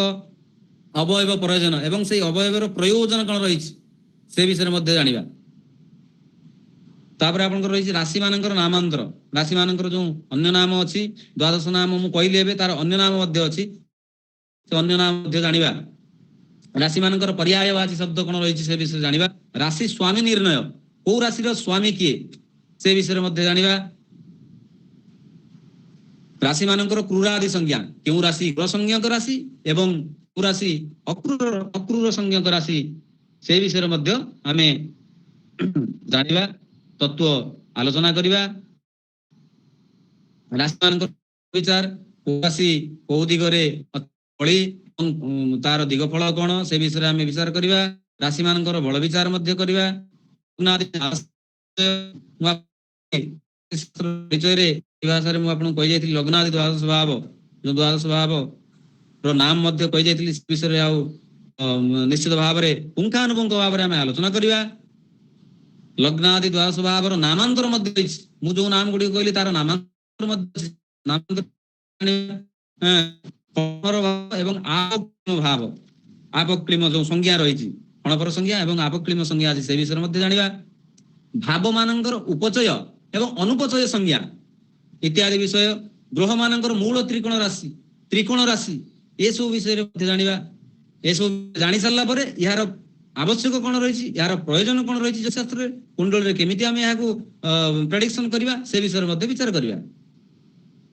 ପୁଣି ଆପଣଙ୍କର ଗ୍ରହ ମାନଙ୍କର ଉଚ୍ଚ, ପରମ ଉଚ୍ଚ, ନୀଚ, ପରମ ନୀଚ। ଗ୍ରହ ମାନ କେଉଁ କେଉଁ ଗ୍ରହ କୁଣ୍ଡଳୀରେ ଉଚ୍ଚ ରାଶିରେ ଅବସ୍ଥାନ କରିଥାନ୍ତି, କେଉଁ କେଉଁ ଗ୍ରହ କୁଣ୍ଡଳୀରେ ନୀଚ ରାଶିରେ ଅବସ୍ଥାନ କରିଥାନ୍ତି, କେଉଁ କେଉଁ ଗ୍ରହ ପରମ ଉଚ୍ଚ, କେଉଁ କେଉଁ ଗ୍ରହ ପରମ ନୀଚ ଅବସ୍ଥାରେ ବି ଅବସ୍ଥାନ କରିଥାନ୍ତି କୁଣ୍ଡଳୀ। ଏବଂ ଉଚ୍ଚ ନୀଚ କଣ ପାଇଁ ଆମେ ଜାଣିବା ନା ଗ୍ରହଙ୍କର ଉଚ୍ଚ ନୀଚ ଅବସ୍ଥା ଜାଣିଲେ ଆମେ କୁଣ୍ଡଳୀ ଦେଖିକିରି ଫଳାଦେଶ କରିପାରିବା ଯେ ଏଇ ଗ୍ରହ ଆପଣଙ୍କ ପାଇଁ ଭଲ ପ୍ରଭାବ ପକେଇ ପାରିବ କି ନାହିଁ, ଆପଣଙ୍କ ଜୀବନରେ ଭଲ ପ୍ରଭାବ ଆଣିପାରିବ କି ନାହିଁ। ତେଣୁ ସେଥିପାଇଁ ଆମେ ଗ୍ରହ ମାନଙ୍କର ଉଚ୍ଚ ନୀଚ ଆଦି ବିଚାର ନିଶ୍ଚିତ ଭାବରେ ଜାଣିବା ଉଚିତ। ରାଶି ମାନଙ୍କର ବର୍ଣ୍ଣ ତଥା ପ୍ରୟୋଜନ ଏବଂ ରାଶି ମାନଙ୍କର ଯୋଉ ବର୍ଣ୍ଣ କୋଉ ରାଶିର କେଉଁ ବର୍ଣ୍ଣ ଏବଂ ତାର ପ୍ରୟୋଜନ କଣ ରହିଛି ସେ ବିଷୟରେ ମଧ୍ୟ ଆମେ ଆଲୋକପାତ କରିବା, ଆମେ ଆଲୋଚନା କରିବା। କେଉଁ ଗ୍ରହ କେଉଁ ଦିଗର ସ୍ୱାମୀ, ଯୋଉ 9ଟି ଗ୍ରହ ରହିଛି ସେଇ 9ଟି ଗ୍ରହ କେଉଁ ଗ୍ରହ କେଉଁ ଦିଗର ସ୍ୱାମୀ ସେ ବିଷୟରେ ଆମେ ଜାଣିବା। କାହିଁକି ଜାଣିବା ନା ଏଇଠି ମୁଁ ଗୋଟେ ଉଦାହରଣ ଦଉଛି ଆପଣଙ୍କୁ। ଦେଖନ୍ତୁ ସପୋଜ ଆପଣ ସପ୍ତମ ଭାବ ବିଚାର କରିବେ। ସପ୍ତମ ଭାବ ହଉଛି ଆପଣଙ୍କର ପୁରୁଷ ଜାତକର ସ୍ତ୍ରୀ ଭାବ ବିଚାର ଏବଂ ସ୍ତ୍ରୀ ଜାତକର ପତି ଭାବ ବିଚାର। ଗୋଟେ କନ୍ୟାର ବିବାହ ପାଇଁ ବା ଗୋଟେ ପୁରୁଷର ବିବାହ ପାଇଁ ଆମେ ଯଦି ସପ୍ତମ ଭାବ ଦେଖିବା, ସପ୍ତମ ଭାବରେ ଧରନ୍ତୁ ରବି ଅଛନ୍ତି, ରବି ଅବସ୍ଥାନ କରିଛନ୍ତି। ତେଣୁ ରବି ଅବସ୍ଥାନ କରିଛନ୍ତି ମାନେ ରବିଙ୍କର ଦିଗ କ'ଣ? ରବିଙ୍କର ଦିଗ ହଉଛି ପୂର୍ବ ଦିଗ। ତେଣୁ ତାଙ୍କର ବିବାହ ପ୍ରାୟତଃ ପୂର୍ବ ଦିଗରେ ହବ ବୋଲି ଆପଣ ଫଳାଦେଶ କରିପାରିବେ, ପ୍ରେଡିକ୍ସନ କରିପାରିବେ। ଯଦି ରବି ଉଚ୍ଚସ୍ଥ ହେଇକି ଥିବେ ବା ମିତ୍ର ଗୃହୀ ହେଇକି ଥିବେ ବା ଶୁଭଙ୍କ ଦୃଷ୍ଟି ମଧ୍ୟରେ ଥିବେ ବା କେନ୍ଦ୍ରରେ ଥିବେ ବା ତ୍ରିକୋଣରେ ଥିବେ ଇତ୍ୟାଦି ସ୍ଥାନରେ ଅବସ୍ଥାନ କରିଥିବେ, ତାହେଲେ ନିଶ୍ଚିତ ଭାବରେ ପୂର୍ବ ଦିଗରୁ ବିବାହ ହେଇପାରିବ। ଏଟା ଆମେ ଆଗକୁ ଜାଣିବା।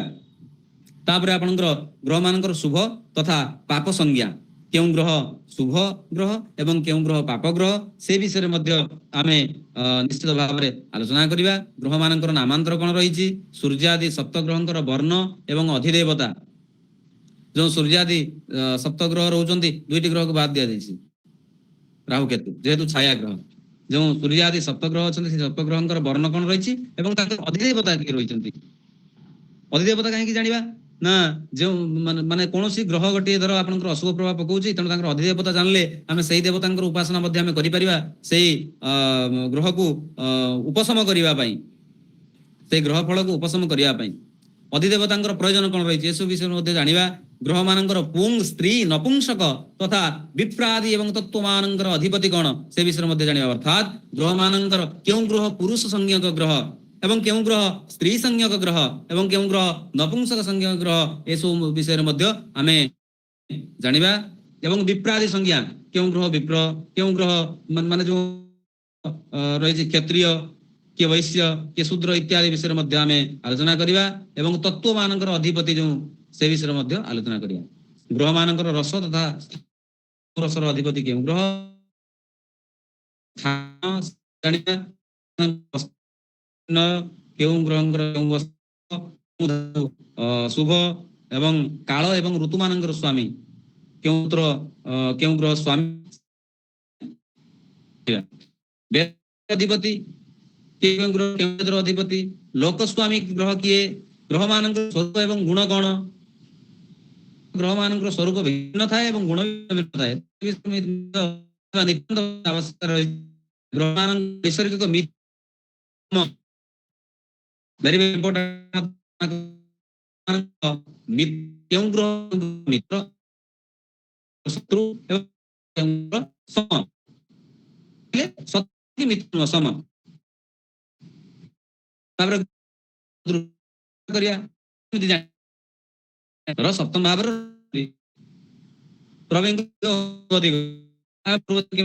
ଯଦି ଦୃଷ୍ଟି ଦଉଛି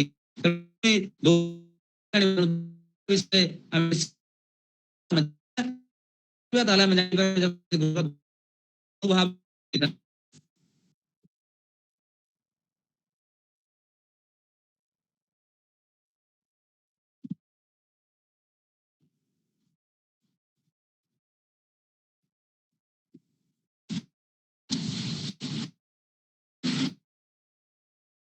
हरि ओम।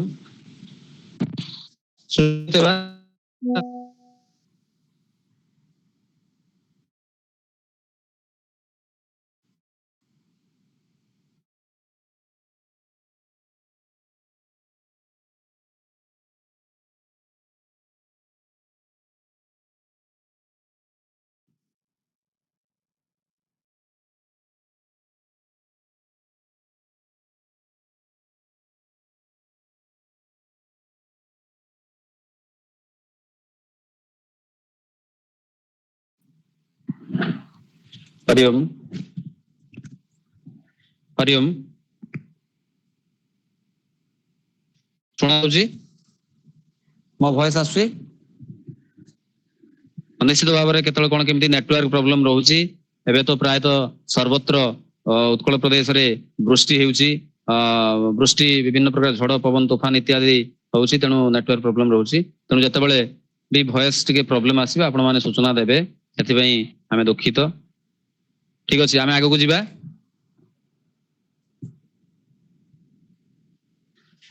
ଦେଖନ୍ତୁ ଗ୍ରହ ମାନଙ୍କର ସ୍ୱରୂପ ଏବଂ ଗୁଣ ବିଷୟରେ ଇତ୍ୟାଦି ବିଷୟରେ ଆମେ ନିଶ୍ଚିତ ଭାବରେ ଜାଣିବା ଦରକାର। ମିତ୍ର ଶତ୍ରୁ ତଥା ସମ ବିଷୟରେ ଜାଣିବା। ଗ୍ରହ ମାନଙ୍କର ସାଧାରଣ ଦୃଷ୍ଟି କେଉଁ ଗ୍ରହ କେଉଁ ଗୃହକୁ ସାଧାରଣ ଭାବରେ ଦୃଷ୍ଟି ଦେଇଥାନ୍ତି ଏବଂ ଗ୍ରହ ମାନଙ୍କର ଚତୁଷ୍ଟୟ ବିଚାର, ବଳ ଚତୁଷ୍ଟୟ ବିଚାର, ତାରଟି ଯୋଉ ବଳ ରହିଛି କଣ କଣ? ଦିଗ୍ବଳ, ସ୍ଥାନ ବଳ, କାଳ ବଳ ଏବଂ ଚେଷ୍ଟା ବଳ। এই ବିଷୟରେ ମଧ୍ୟ ଆମେ ଜାଣିବା, ଆଲୋକପାତ କରିବା। ଗ୍ରହ ମାନଙ୍କର ଦିନ ତଥା ରାତ୍ରି ବଳ ବିଚାର, କେଉଁ ଗ୍ରହ ଦିନରେ ବଳି ହେଇଥାନ୍ତି ଏବଂ କେଉଁ ଗ୍ରହ ରାତିରେ ବଳି ହେଇଥାନ୍ତି ସେ ବିଷୟରେ ମଧ୍ୟ ଆମେ ଜାଣିବା। ପୁନଃ ଗ୍ରହ ମାନଙ୍କର ଅଫଳତା, କେଉଁ ଗ୍ରହ ସଫଳତା ପ୍ରଦାନ କରିଥାଏ, କେଉଁ ଗ୍ରହ କେଉଁ ପରିସ୍ଥିତିରେ ଅଫଳତା ପ୍ରଦାନ କରିଥାଏ ସେ ବିଷୟରେ ମଧ୍ୟ ଆମେ ଆଲୋଚନା କରିବୁ। ଗ୍ରହ ମାନଙ୍କର ଦୀପ୍ତାଦି 8 ପ୍ରକାର ଅବସ୍ଥା ଅଛି, ତେଣୁ ସେ ବିଷୟରେ ମଧ୍ୟ ଜାଣିବୁ। ଗ୍ରହ ମାନଙ୍କର ଦୀପ୍ତାଦି ଜ୍ଞାନ ତଥା ଫଳାଫଳ, ଗ୍ରହ ମାନଙ୍କର ଦୀପ୍ତ ଆଦି ଜ୍ଞାନ ଏବଂ ତାର ଫଳାଫଳ କଣ ରହିଛି। ଯୋଉ 8 ପ୍ରକାର ଦୀପ୍ତାଦି 8 ପ୍ରକାର ଯୋଉ ଅବସ୍ଥା ରହିଛି ତାର ଜ୍ଞାନ ଆମେ ପ୍ରାପ୍ତ କରିବୁ ଏବଂ ତାର ଫଳାଫଳ, ତାର ଆବଶ୍ୟକତା, ତାର ପ୍ରୟୋଜନ, ଏସବୁ ବିଷୟରେ ମଧ୍ୟ ଆମେ ଜାଣିବୁ। ଉଚ୍ଚ ରାଶିରେ ସ୍ଥିତ ଗ୍ରହ ମାନଙ୍କର ଫଳ, ଧରନ୍ତୁ ଉଚ୍ଚ ରାଶିରେ କୌଣସି ଗ୍ରହ ଉଚ୍ଚ ରାଶିରେ ଅବସ୍ଥାନ କରୁଛନ୍ତି, ଉଚ୍ଚ ରାଶିରେ ଅବସ୍ଥାନ କଲେ ତାର ଫଳ କଣ ହେଇପାରେ, ସେ କଣ ଫଳ ଦେବେ ସେ ବିଷୟରେ ଜାଣିବୁ। ଉଚ୍ଚ ଆଦି ବଳରେ ଶ୍ରେଷ୍ଠ, ମଧ୍ୟ ତଥା ଅଳ୍ପ ବଳ ନିରୂପଣ। ଉଚ୍ଚ ରାଶିରେ ରହିଲେ ମଧ୍ୟ କେଉଁ କେଉଁ ଗ୍ରହ ଶ୍ରେଷ୍ଠ ବଳ ଦେଇଥାନ୍ତି, କେଉଁ କେଉଁ ଗ୍ରହ ମଧ୍ୟ ବଳ ପ୍ରଦାନ କରିଥାନ୍ତି ଏବଂ କେଉଁ କେଉଁ ଗ୍ରହ ଅଳ୍ପ ବଳ ପ୍ରଦାନ କରିଥାନ୍ତି ସେଗୁଡିକ ମଧ୍ୟ ଆମେ ନିଶ୍ଚିତ ଭାବରେ ଆଲୋଚନା କରିବୁ। ଚନ୍ଦ୍ର ବଳରେ ଶ୍ରେଷ୍ଠାଦି ଗଠନ, ଚନ୍ଦ୍ର ବଳ ହଉଛି ସବୁଠୁ ଶ୍ରେଷ୍ଠ ବଳ। ଚନ୍ଦ୍ର ହଉଛନ୍ତି ମନଃକାରକ ଗ୍ରହ, ତେଣୁ ତାଙ୍କ ବଳ ବିଷୟରେ ମଧ୍ୟ ବିଚାର କରିବୁ। ନିଚାଦି ରାଶି ସ୍ଥିତ ପାପ ଗ୍ରହ ମାନଙ୍କର ଅଶୁଭ ଫଳର ନ୍ୟୁନାଧିକତା, ଦେଖନ୍ତୁ ଯେଉଁ ରାଶି ଗୁଡିକ ନିଚାଦି ରାଶି ସ୍ଥିତ ପାପ ଗ୍ରହ, ଯେଉଁ ପାପ ଗ୍ରହ ଗୁଡିକ ନିଚ ରାଶିରେ ଅବସ୍ଥାନ କରିଥାନ୍ତି ତାଙ୍କର କଣ ଅଶୁଭ ଫଳ ରହିଛି ଏବଂ ତାର କମ ବେଶୀ କଣ ନ୍ୟୁନାଧିକତା କଣ ରହିଛି ସେ ବିଷୟରେ ମଧ୍ୟ ଆମେ ଆଲୋକପାତ କରିବୁ। ଉଚ୍ଚ ନିଚାଦି ରାଶି ସ୍ଥିତ ଶୁଭ ଗ୍ରହ ମାନଙ୍କର ଶୁଭ ଫଳରେ ନ୍ୟୁନାଧିକ୍ୟତା କଣ ରହିଛି, ଅର୍ଥାତ୍ ଶୁଭ ଗ୍ରହ ମାନେ ଯଦି ଉଚ୍ଚ ରାଶିରେ ଅବସ୍ଥାନ କରୁଛନ୍ତି ତାହେଲେ ତାର କଣ ଶୁଭ ଫଳ ରହିଛି ଏବଂ ନିଚ ରାଶିରେ ଅବସ୍ଥାନ କରୁଛନ୍ତି ତାହେଲେ ତାହାର କଣ ଫଳ ରହିଛି ସେ ବିଷୟରେ ମଧ୍ୟ ଆମେ ଆଲୋଚନା କରିବା। ଶୁଭ, ପାପ ତଥା ବକ୍ର ଗ୍ରହ ଫଳ, ଶୁଭ ଗ୍ରହର କଣ ଫଳ ରହିଛି, କୁଣ୍ଡଳୀରେ କଣ ଫଳ ଦେବେ, ପାପ ଗ୍ରହର କଣ ଫଳ ରହିଛି ଏବଂ ବକ୍ରୀ ଗ୍ରହ ଯେଉଁ ଗ୍ରହ ବକ୍ର ଭାବରେ ଅବସ୍ଥାନ କରିଥାନ୍ତି ସିଏ ଆମକୁ କଣ ଫଳ ଦେବେ ସେ ବିଷୟରେ ଆଲୋଚନା କରିବା। ବଳବାନ ଶୁଭ ଗ୍ରହ ମାନଙ୍କର ଫଳ, ଯେଉଁ ଶୁଭ ଗ୍ରହ ବଳବାନ ହୋଇ ଆମ କୁଣ୍ଡଳୀରେ ଅବସ୍ଥାନ କରିଥାନ୍ତି ସେଇ ଗ୍ରହ ଗୁଡିକ ଆମ୍ଭ ମାନଙ୍କ ଭାଗ୍ୟ ଭବିଷ୍ୟତରେ ଜୀବନରେ କେଉଁ ଭଳି ପ୍ରଭାବ ପକେଇବେ, କେଉଁ ଭଳି ଶୁଭ ଫଳ ଦେବେ ତା ବିଷୟରେ ମଧ୍ୟ ଆମେ ଆଲୋଚନା କରିବା। ବିଷମ ରାଶି ସ୍ଥିତ ଗ୍ରହ ମାନଙ୍କର ଫଳ, ଯେଉଁ ଗ୍ରହ ମାନେ ବିଷମ ରାଶିର ଅବସ୍ଥା, ମୁଁ କହିଥିଲି ଆପଣଙ୍କୁ ଯେ ଆମେ ପ୍ରଥମେ ସମରାଶି ଜାଣିବା, ବିଷମ ରାଶି ଜାଣିବା ଏବଂ ଯେଉଁ ଗ୍ରହ ମାନେ ବିଷମ ରାଶିରେ ଅବସ୍ଥାନ କରିଛନ୍ତି ତାର ଫଳ କଣ ରହିବ, ଯେଉଁ କୁଣ୍ଡଳୀର ମାନେ କୁଣ୍ଡଳୀ ଉପରେ ତାର ପ୍ରଭାବ କଣ ରହିବ ସେ ବିଷୟରେ ଜାଣିବା। ସମରାଶି ସ୍ଥିତ ଗ୍ରହ ମାନଙ୍କର ଫଳ ଏବଂ ଯୋଉମାନେ ସମରାଶିରେ ଅବସ୍ଥାନ କରିଛନ୍ତି ସେମାନେ ସେଇ ଗ୍ରହ ମାନେ କଣ ଫଳ ଦେବେ ସେ ବିଷୟରେ ମଧ୍ୟ ଆମେ ଆଲୋଚନା କରିବା, ଜାଣିବା। ତାପରେ ଆପଣଙ୍କର ସବୁଠୁ ଇମ୍ପୋର୍ଟାଣ୍ଟ ଭିଭିଆଇ ଭେରି ଭେରି ଇମ୍ପୋର୍ଟାଣ୍ଟ କଥା ହେଉଛି ଯେ ପଞ୍ଚାଙ୍ଗ ନିର୍ଣ୍ଣୟ। ପ୍ରାୟତଃ ଆମେ ଏବେ ଦେଖିବୁ ପୂର୍ବରୁ କଣ ହଉଥିଲା କି ନା ପଣ୍ଡିତ ମାନେ ବ୍ରାହ୍ମଣ ଦେବତା ମାନେ ଯୋଉମାନେ କର୍ମକାଣ୍ଡ କରୁଥିଲେ, ପୁରୋହିତ କର୍ମ କରୁଥିଲେ ସେମାନେ ପଞ୍ଜିକାର ବ୍ୟବହାର କରୁଥିଲେ। ଏବେ ଦେଖିବେ ଗୃହେ ଗୃହେ ଅର୍ଥାତ୍ ଘରେ ଘରେ ସର୍ବତ୍ର ସମସ୍ତେ ପଞ୍ଜିକା, କିଏ ବଡ ପଞ୍ଜିକା କିଏ ଛୋଟ ପଞ୍ଜିକା, ବିଭିନ୍ନ ପ୍ରକାରର ପଞ୍ଜିକା ଅଛି, ଆପଣଙ୍କର ଖଡ଼ିରତ୍ନ ପଞ୍ଜିକା, ବିରଜା ପଞ୍ଜିକା ଅଛି, ସମସ୍ତେ ବ୍ୟବହାର କରୁଛନ୍ତି। ପଞ୍ଜିକା ଦେଖିବା ମଧ୍ୟ ଗୋଟେ ଶିକ୍ଷା ଅଛି, ସମସ୍ତେ ଘରେ ଆଣିକି ପଞ୍ଜିକା ରଖିଛନ୍ତି କିନ୍ତୁ ସମସ୍ତେ ପଞ୍ଜିକା ଦେଖିପାରିବେ ନାହିଁ। ଯଦି ଉତ୍ତମ ରୂପରେ ସେମାନେ ଟ୍ରେଣ୍ଡ ୱେଲ୍ ଟ୍ରେଣ୍ଡ ଯଦି ସେମାନେ ନଥିବେ ତାହେଲେ ପଞ୍ଜିକା ଦେଖିପାରିବେ ନାହିଁ। ପଞ୍ଜିକା ଦେଖିବା ମଧ୍ୟ ପରେ ଯାଇକି ଆପଣ ପଞ୍ଜିକା ନିଶ୍ଚିତ ଭାବରେ ଦେଖିପାରିବେ କଣ କଣ ରହିଛି। ପଞ୍ଚାଙ୍ଗ ନିର୍ଣ୍ଣୟ କଣ ହେଇଥାଏ, ପଞ୍ଚାଙ୍ଗ କାହାକୁ କୁହାଯାଏ, ପଞ୍ଚାନମ ଅଙ୍ଗାନମ ସମାହାର ଇତି ପଞ୍ଚାଙ୍ଗମ। କଣ କଣ ସେଇ 5ଟି ଅଙ୍ଗ ନା ତିଥି ବାର ନକ୍ଷତ୍ର ଯୋଗ କରଣ, ସେଇ ବିଷୟରେ ମଧ୍ୟ ଆମେ ଆଲୋଚନା କରିବୁ। ତିଥି କଣ, କେତୋଟି ତିଥି, ବାର କେତୋଟି, ନକ୍ଷତ୍ର କେତୋଟି, ଯୋଗ କେତୋଟି, କରଣ କେତୋଟି, ଏଇସବୁ ବିଷୟରେ ମଧ୍ୟ ଆମେ ଆଲୋଚନା କରିବୁ। ଯେମିତିକି ଆପଣଙ୍କର ପଞ୍ଚଦଶ ତିଥୟ, ତିଥି 15ଟି, ବାର ହଉଛି 7ଟି, ନକ୍ଷତ୍ର 27ଟି, ଅଭିଜିତ ବିହାୟ ଆପଣଙ୍କର ଯୋଗ ହଉଛି 36ଟି ଯୋଗ, କରଣ ହଉଛି 11 କରଣ। କଣକୁ 2 ଭାଗରେ ବିଭକ୍ତ କରାଯାଇଛି ଏବଂ ତାହା 11 କରଣ, ସ୍ଥିର କରଣ ଏବଂ ଚର କରଣ। ଦୁଇ ଭାଗରେ ବିଭକ୍ତ କରାଯାଇଛି। ତାପରେ ଆମେ ଦେଖିବା ବିବାହ ମେଳକ ବିଚାର। ଯୋଉ ମୁଁ କହିଥିଲି ଯୋଉ ଆପଣଙ୍କର ବରକନ୍ୟାଙ୍କର ବିବାହ ପୂର୍ବରୁ ଯୋଉ ଉଭୟଙ୍କର ଜାତକ ଦେଖାଯାଏ, ବିବାହାଟି ଦୋଷ ମେଳକ ବିଚାର କରାଯାଏ। ସେଇ ବିଷୟରେ ମଧ୍ୟ ଆମେ ପୁଙ୍ଖାନୁପୁଙ୍ଖ ଭାବରେ ଅତ୍ୟନ୍ତ ଗଭୀରତୟା ବିହଙ୍ଗ ବୀକ୍ଷଣ କରିବୁ। ଗ୍ରହ ମାନଙ୍କର ଗୋଚର ଫଳ ନିର୍ଣ୍ଣୟ, ଯୋଉ ଗୋଚରରେ ଗ୍ରହ ମାନେ ଯୋଉ ଚଳନ ହୁଅନ୍ତି, ଦେଖନ୍ତୁ ଏଇ ଜୁନ 1 ତାରିଖରେ ବୃହସ୍ପତିଙ୍କର ଗୋଚରରେ ଚଳନ ହେବେ, ମିଥୁନ ରାଶିକୁ ଯେ କର୍କଟ ରାଶିକୁ ଚଳନ ହେବେ। ଚଳନ ହେଲେ କୋଉ ରାଶିକୁ କଣ ଫଳ ହବ ଆପଣ ସେଟା ପଞ୍ଜିକା ନ ଦେଖିକି ଯଦି ଆପଣ ମୁଖସ୍ଥ କରିବେ, ଯଦି ତାର ଟ୍ରିକ୍ସ ଆପଣ ଜାଣିବେ, କୌଣସି କିଛି ପୁସ୍ତକ ବା ପଞ୍ଜିକା ନ ଦେଖିକି ଆପଣ ଫାସ କରିପାରିବେ ଯେ ବୃହସ୍ପତି କେଉଁ କେଉଁ ରାଶିକୁ ଶୁଭ ଦୃଷ୍ଟି ଦେଖୁଛନ୍ତି ଏବଂ କେଉଁ ରାଶିକୁ ଅଶୁଭ ଦୃଷ୍ଟି ଦେଖୁଛନ୍ତି ଏବଂ କେଉଁ କେଉଁ ରାଶିକୁ ସମ ଦୃଷ୍ଟିରେ ଦେଖୁଛନ୍ତି, ତାହା ମଧ୍ୟ ଆପଣ ଫଳାଦେଶ କରିପାରିବେ। ଏବଂ ଶୁଭ ଦୃଷ୍ଟିରେ ଯେଉଁ ରାଶିକୁ ଦେଖୁଥିବେ ତାର ଫଳ କଣ ହେବ, ଅଶୁଭ ଦୃଷ୍ଟିରେ ଯେଉଁ ରାଶିକୁ ସେ ଦେଖୁଥିବେ ତାର ଫଳ କଣ ହେବ, ଏବଂ ସମ ଦୃଷ୍ଟିରେ ଯେଉଁ ରାଶିକୁ ଦେଖୁଥିବେ ତାର ଫଳ କଣ ହେବ। ଏବଂ ଯଦି ଅଶୁଭ ଦୃଷ୍ଟିରେ ବୃହସ୍ପତି ଦେଖୁଥିବେ ଯେଉଁ ରାଶିକୁ, ତାକୁ ଆପଣ ମଧ୍ୟ ପ୍ରତିକାର ଦେଇପାରିବେ। ତାର କଣ କଣ ଦାନ ଦ୍ରବ୍ୟ ଇତ୍ୟାଦି କରିହେବ ବା ପୂଜା କରିହେବ, ତାର ପ୍ରତିକାର ମଧ୍ୟ ଆପଣ ମାନେ କହିପାରିବେ, ଯଦି ଆପଣ ମାନେ ଗ୍ରହ ମାନଙ୍କର ଗୋଚର ଫଳ ନିର୍ଣ୍ଣୟ କରିବା ଶିଖିଥିବେ। ତେଣୁ ଏ ବିଷୟରେ ମଧ୍ୟ ସିଲାବସ ରହିଛି, ସିଲାବସରେ ନିଶ୍ଚିତ ଭାବରେ ଆଲୋଚନା କରାଯିବ, ଅଧ୍ୟାପନା କରାଯିବ। ଏଇଭଳି ଭାବରେ ଆମର ଜ୍ୟୋତିଷ ଶାସ୍ତ୍ରରେ ଯୋଉ ସିଲାବସ ରହିବାକୁ ପ୍ରସ୍ତୁତ କରାଯାଇଛି। ଆଗକୁ ନିଅନ୍ତୁ। ଏ ପ୍ରଥମ ଭାଗର ଆଲୋଚନା କଲା। ଦ୍ୱିତୀୟ ଭାଗରେ ଆମର ରହିଛି ବାସ୍ତୁଶାସ୍ତ୍ରର ଯୋଉ ପାଠ୍ୟକ୍ରମ ଯୋଉ ସିଲାବସ ରହିଛି ସେ ବିଷୟରେ ଆମେ ମଧ୍ୟ ଆଲୋଚନା କରିବା। ବାସ୍ତୁର ପରିଚୟ ପ୍ରଥମେ ଆମେ ଜାଣିବା। ମୁଁ କହିଥିଲି ଯେଉଁ ଶାସ୍ତ୍ର ଆମେ ଅଧ୍ୟୟନ କରିବା ସେ ଶାସ୍ତ୍ର ବିଷୟରେ ଆମେ ଜାଣିବା ଯେ ପରିଚୟ କଣ, ସେ ଶାସ୍ତ୍ରର ପରିଚୟ ଜାଣିବା ନିତ୍ୟାନ୍ତ ଆବଶ୍ୟକତା ରହିଛି। ତେଣୁ ବାସ୍ତୁଶାସ୍ତ୍ର ପରିଚୟ ଜାଣିବା। ବାସ୍ତୁ ଏବଂ ପ୍ରକୃତି ଏଇ ଦୁଇଟି ମଧ୍ୟରେ ଭେଦ କଣ, ପ୍ରଭେଦ କଣ, ଏ ବିଷୟରେ ଜାଣିବା। ଶାସ୍ତ୍ରାନୁମୋଦିତ ଦିଗ ମାନଙ୍କ ବିଷୟରେ ଜ୍ଞାନ କରିବା। ଦୀପ୍ତ ଦିଗ କଣ ରହିଛି ସେ ବିଷୟରେ ଆମେ ଜାଣିବା। ଦିଗ ମାନଙ୍କର ଅଧିପତି ଗ୍ରହ ଏବଂ ଦେବତା, କେଉଁ ଦିଗର ଅଧିପତି କେଉଁ ଗ୍ରହ ଏବଂ କେଉଁ ଦିଗର କେଉଁ ଦେବତା ଅଧିପତି ଅଟନ୍ତି ସେ ବିଷୟରେ ମଧ୍ୟ ଆମେ ଜାଣିବା। କାହିଁକି ନା ବାସ୍ତୁରେ ମୁଖ୍ୟତଃ ଦିଗଟା ନିଶ୍ଚିତ ଭାବରେ ଜାଣିବା ଆବଶ୍ୟକ। ଆଗ ଦିଗ ଜାଣିଲେ ଆଗକୁ ଯାଇକି ଆପଣ ବାସ୍ତୁରେ ଯାହା କିଛି କରିପାରିବେ। ସଠିକ ଦିଗ ନିର୍ଣ୍ଣୟ। ଗୃହ ବା ଭୂମି ନିକଟରେ, ଏଠି ବ ହେଇଯାଇଛି କରେକ୍ସନ କରିବେ, ଗୃହ ବା ଭୂମି ନିକଟରେ ବୃକ୍ଷ ମନ୍ଦିର ଆଦି ଇତ୍ୟାଦି ନିରୂପଣ କେମିତି ହୋଇପାରିବ? କଣ ନା ଆପଣ ଯୋଉ ନୂତନ ଗୃହ କରିଥିବେ ବା ଆପଣଙ୍କର ନୂତନ ମନ୍ଦିର ଆଦି ଥିବ, ମନ୍ଦିର ପାଖରେ କେଉଁ କେଉଁ ବୃକ୍ଷ ରହିବା ଉଚିତ ଗୃହ ପାଖରେ ଏବଂ କେଉଁ କେଉଁ ବୃକ୍ଷ ରହିବା ଉଚିତ ନୁହେଁ। ବିଭିନ୍ନ ପ୍ରକାର ବୃକ୍ଷ ଅଛି, କଣ୍ଟକିତ ବୃକ୍ଷ ଗୁଡିକ ଅଛି, ଯୋଉଗୁଡିକ ଗୃହ ପାଖରେ ରହିଲେ ଆପଣଙ୍କର ସୁଖ ସମୃଦ୍ଧିର ଉନ୍ନତି ପରିବର୍ତ୍ତେ ଅବନତି ହେଇଥାଏ। ତେଣୁ ସେଇଥିପାଇଁ ସେ ବୃକ୍ଷ ଗୁଡିକୁ ରଖିବା ଉଚିତ ନୁହେଁ। ସେ ବିଷୟରେ ମଧ୍ୟ ଆମେ ଆଲୋଚନା କରିବୁ, ଆଲୋକପାତ କରିବୁ। ଦିଗ ମାନଙ୍କର ଅଧିପତି ଗ୍ରହ ଏବଂ ଦେବତା ଗଲା। ତାପରେ ଗୃହ ବା ଭୂମି ନିକଟରେ ବୃକ୍ଷ ଏବଂ ମନ୍ଦିର, ଗୃହ ନିକଟରେ ଶୁଭ ବୃକ୍ଷ, ମୁଁ କହିଲି ଆପଣଙ୍କୁ ଗୃହ ନିକଟରେ କେଉଁ କେଉଁ ବୃକ୍ଷ ଶୁଭ ସେ ବିଷୟରେ ଜାଣିବା ଏବଂ କେଉଁ କେଉଁ ବୃକ୍ଷ ଅଶୁଭ ସେ ବିଷୟରେ ଜାଣିବା। ଗୃହ ଆରମ୍ଭରେ ଆପଣଙ୍କର ଯୋଉ ସପ୍ତସ୍ୱର ରହିଛି ସେ ବିଷୟରେ ଜାଣିବା। ସପ୍ତସ୍ୱର ଅର୍ଥାତ୍ ଆପଣଙ୍କର ସୋମବାର, ଶୁକ୍ଳପକ୍ଷ, ଏଇଭଳି ଯୋଉ 7ଟି ସ୍ୱର ରହିଛି ସେଇ 7ଟି ସ୍ୱର ବିଷୟରେ ଜାଣିବା। ସେଇଦିନ ଯୋଉଦିନ 7ଟି ସ୍ୱର ପୂର୍ଣ୍ଣାଙ୍ଗ ହେଇଯାଇଥିବ ସେଇଦିନ ଯଦି ଆମେ ଗୃହର ଆରମ୍ଭ କରିବା ବା ଗୃହର ପ୍ରତିଷ୍ଠା କରିବା, ତାହେଲେ ବହୁତ ଗୃହକର୍ତ୍ତାଙ୍କୁ ବହୁତ ଶୁଭ ଫଳ ମିଳିଥାଏ ଏବଂ ତାଙ୍କର ନିଶ୍ଚିତ ଭାବରେ ଉତ୍ତରୋତ୍ତର ଉନ୍ନତି ସମୃଦ୍ଧିର ବାଟ ଫିଟି ଯାଇଥାଏ।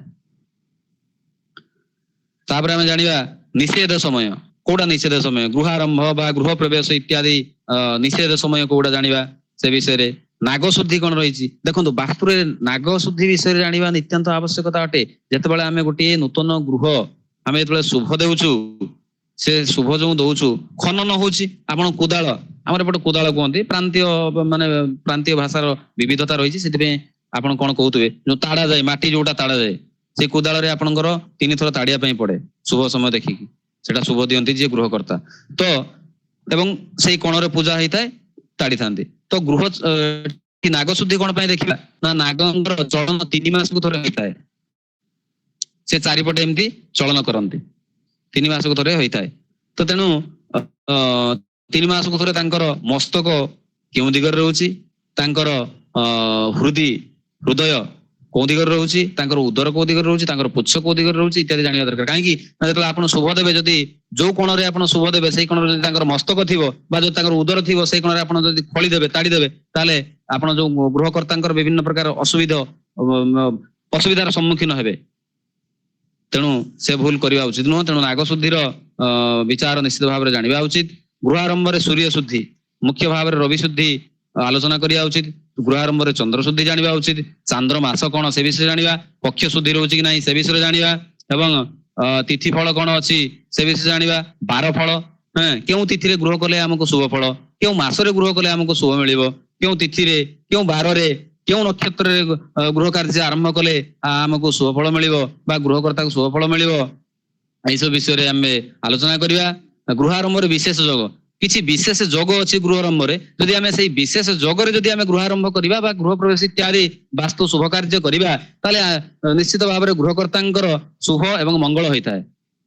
ତେଣୁ ସେ ବିଷୟରେ ଜାଣିବା। ତୃଣକାଷ୍ଠ ଆଦି ଗୃହ ନିର୍ମାଣ, ଆପଣଙ୍କର ଏବେ ତ ସବୁ ହର ଘର ପକ୍କା ଘର ଯୋଜନା, ଯୋଉ କେନ୍ଦ୍ର ସରକାରଙ୍କର ଯୋଉ ଯୋଜନା ରହିଛି ସବୁ ଘର ପକ୍କା ଘର ହେଇଯାଇଛି, କିନ୍ତୁ ପୂର୍ବରୁ ଆଜ୍ଞା ତୃଣକାଷ୍ଠ ବୋଇଲେ ଆପଣଙ୍କର ଝାଟି ମାଟିର ଘର ଥିଲା, କୁଟା ଘର ଯୋଉ ଛପର ଘର ବି ଥିଲା। ସେଇ ଗୃହ ଗୁଡିକ କେମିତି ନିର୍ମାଣ କରାଯାଏ ତାର ମଧ୍ୟ ଭୂମିକା ରହିଛି, ମାନେ ତାର ମଧ୍ୟ ଅଲଗା ନିୟମ ରହିଛି, ସେ ବିଷୟରେ ମଧ୍ୟ ଜାଣିବା। ଏବଂ ଚାନ୍ଦ୍ରମାସ ଫଳର ଶୁଭାଶୁଭ ବିଷୟରେ ଜାଣିବା। ରାହୁ ବିଚାର, ମୁଖ୍ୟ ଭାବରେ ଗୃହ ଆରମ୍ଭରେ ବା ଯେକୌଣସି ବାସ୍ତୁକର୍ମରେ ରାହୁ ବିଚାର ମୁଖ୍ୟ। ରାହୁଙ୍କର ଶୁଭ ଅଶୁଭ ଅନୁସାରେ ଗୃହକର୍ତ୍ତାର ଉନ୍ନତି, ସୁଖ, ସମୃଦ୍ଧି ସବୁ ହେଇଥାଏ। ତେଣୁ ସେଟା ଜାଣିବା ନିତ୍ୟାନ୍ତ ଭାବରେ ଆବଶ୍ୟକ। ତିଥି ଅନୁସାରେ ନିଷିଦ୍ଧ, କେଉଁ ତିଥିରେ ଗୃହ କାର୍ଯ୍ୟ କରିବା ଉଚିତ ନୁହେଁ ବା ଗୃହ ଆରମ୍ଭ କରିବା ଉଚିତ ନୁହେଁ ବା ବାସ୍ତୁ ହୋମ କରିବା ଉଚିତ ନୁହେଁ, ଏଇସବୁ ବିଷୟରେ ଆମେ ଜାଣିବା। ଚାନ୍ଦ୍ରମାସ ଅନୁସାରେ ରାହୁ ସ୍ଥିତି, ଚାନ୍ଦ୍ରମାସ ଅନୁସାରେ ରାହୁଙ୍କର ସ୍ଥିତି ବିଷୟରେ ଆମେ ନିର୍ଣ୍ଣୟ କରିବା। ଗୃହ ପ୍ରବେଶ ନିମିତ୍ତ ଶୁଭାଶୁଭ ବିଚାର, ଗୃହ ପ୍ରବେଶ ଯୋଉ ଆମେ କରୁଛୁ, ଗୃହ ପ୍ରବେଶ କରିବା ପୂର୍ବରୁ ଆମ୍ଭେ ନିଶ୍ଚିତ ଭାବରେ ଯେଉଁ ବ୍ୟକ୍ତି ଗୃହ ପ୍ରବେଶ କରନ୍ତି, ଆପଣ ଯୋଉ ଗୃହ ପ୍ରବେଶ କରିବା ପାଇଁ ଯାଉଥିବେ ସେଇ ଯଜମାନଙ୍କ ଘରେ ତା ପୂର୍ବରୁ ଆପଣ କୁଣ୍ଡଳୀ ବିଚାର କରିବା ଉଚିତ। ଏବଂ ତାର ଶୁଭାଶୁଭ ବିଚାର, କଣ ଶୁଭାଶୁଭ ନା ଲଗ୍ନ ନିରୂପଣ କରିବା, କେଉଁ ମାସରେ ଗୃହ ପ୍ରବେଶ କରିବେ ଏବଂ କେଉଁ ଦିନ ଗୃହ ପ୍ରବେଶ କରିବେ, ତିଥି ଉତ୍ତମ ତିଥି ହେଇଥିବା ଦରକାର, ଭଲ ତିଥି ଭଲ ବାର ହେଇଥିବା ଦରକାର, ଏସବୁ ନିର୍ଣ୍ଣୟ କରାଯାଏ। ତେଣୁ ତାର ଶୁଭାଶୁଭ ବିଚାର ବିଷୟରେ ଆମେ ମଧ୍ୟ ଆଲୋଚନା କରିବା। ଉପରକୁ ଉଠାନ୍ତୁ। ଏଇଥିଲା ଆମର ବାସ୍ତୁ ବିଷୟରେ ସିଲାବସ ରହିଛି। ତେଣୁ ଜ୍ୟୋତିଷ ଏବଂ ବାସ୍ତୁ ବିଷୟରେ ଏଇ ସିଲାବସ ଆମେ ପ୍ରସ୍ତୁତ କରିଛୁ। ଏଇ ସିଲାବସକୁ ଆପଣଙ୍କୁ ଆଜି ଆଲୋଚନା କରାଗଲା ଯେ ଆମେ କେଉଁ ସିଲାବସ ଉପରେ ପଢିବୁ, କିନ୍ତୁ ଏହାର ପୁଙ୍ଖାନୁପୁଙ୍ଖ ଭାବରେ ଅତ୍ୟନ୍ତ ମାର୍ମିକ ରୂପରେ ତାର ମର୍ମ ସହିତ, ତତ୍ଵ ସହିତ, ଗୂଢ ତତ୍ଵ ନିଗୂଢ ଭାବରେ ଆମେ ଆଲୋଚନା କରିବୁ, ପଢିବୁ। ତେଣୁ ଆପଣମାନେ ଯେଉଁ ବିଦ୍ୟାರ್ಥୀ ନୂତନ ଭାବରେ ଆସିଛନ୍ତି ଆଜି ଡେମୋ କ୍ଲାସ ଆଟେଣ୍ଡ କରିବା ପାଇଁ, ସେମାନଙ୍କୁ ନିଶ୍ଚିତ ଭାବରେ ସ୍ୱାଗତ ଜଣାଉଛୁ ଏବଂ ସାଧୁବାଦ ଜଣାଉଛୁ। ବିଶେଷ କରି ଆମର ଆଡମିସନ ପ୍ରୋସେସ ଚାଲିଅଛି। ଆମର ଯୋଉ ପ୍ରଜାପତି ଡିଜିଟାଲ ପାଠଶାଳା ରହିଛି ସେଇ ପାଠଶାଳାରେ ଆଡମିସନ ପ୍ରୋସେସ ଏବେ ଚାଲିଅଛି। ଆପଣମାନେ ଆମର ଅଫିସ ନମ୍ବର ଯୋଉ ଅଛି ଅଫିସ ସହିତ କଣ୍ଟାକ୍ଟ କରି ଯୋଗାଯୋଗ କରି କେମିତି କଣ ଆଡମିସନ ନେଇପାରିବେ ଏବଂ ଏହି ଅପୂର୍ବ ଜ୍ଞାନକୁ, ନିଗୂଢ ତତ୍ଵକୁ ଆପଣମାନେ ଭଲ ଭାବରେ ଜାଣିପାରିବେ ଏବଂ ଆପଣଙ୍କର ନିତ୍ୟାନ୍ତ ଦୈନନ୍ଦିନ ଜୀବନରେ ଉପଯୋଗ କରିପାରିବେ ଏବଂ ଆପଣ ସୁଖପ୍ରାପ୍ତ ହେଇପାରିବ, ଆପଣଙ୍କୁ ସୁଖପ୍ରାପ୍ତି ହେଇପାରିବ, ସେଇ ବିଷୟରେ ଆପଣ ଭାବନ୍ତୁ, ଚିନ୍ତା କରନ୍ତୁ ଏବଂ ଯଥାଶୀଘ୍ର ଆଡମିସନ ନେବାର ବ୍ୟବସ୍ଥା କରନ୍ତୁ। ଜୟ ଜଗନ୍ନାଥ।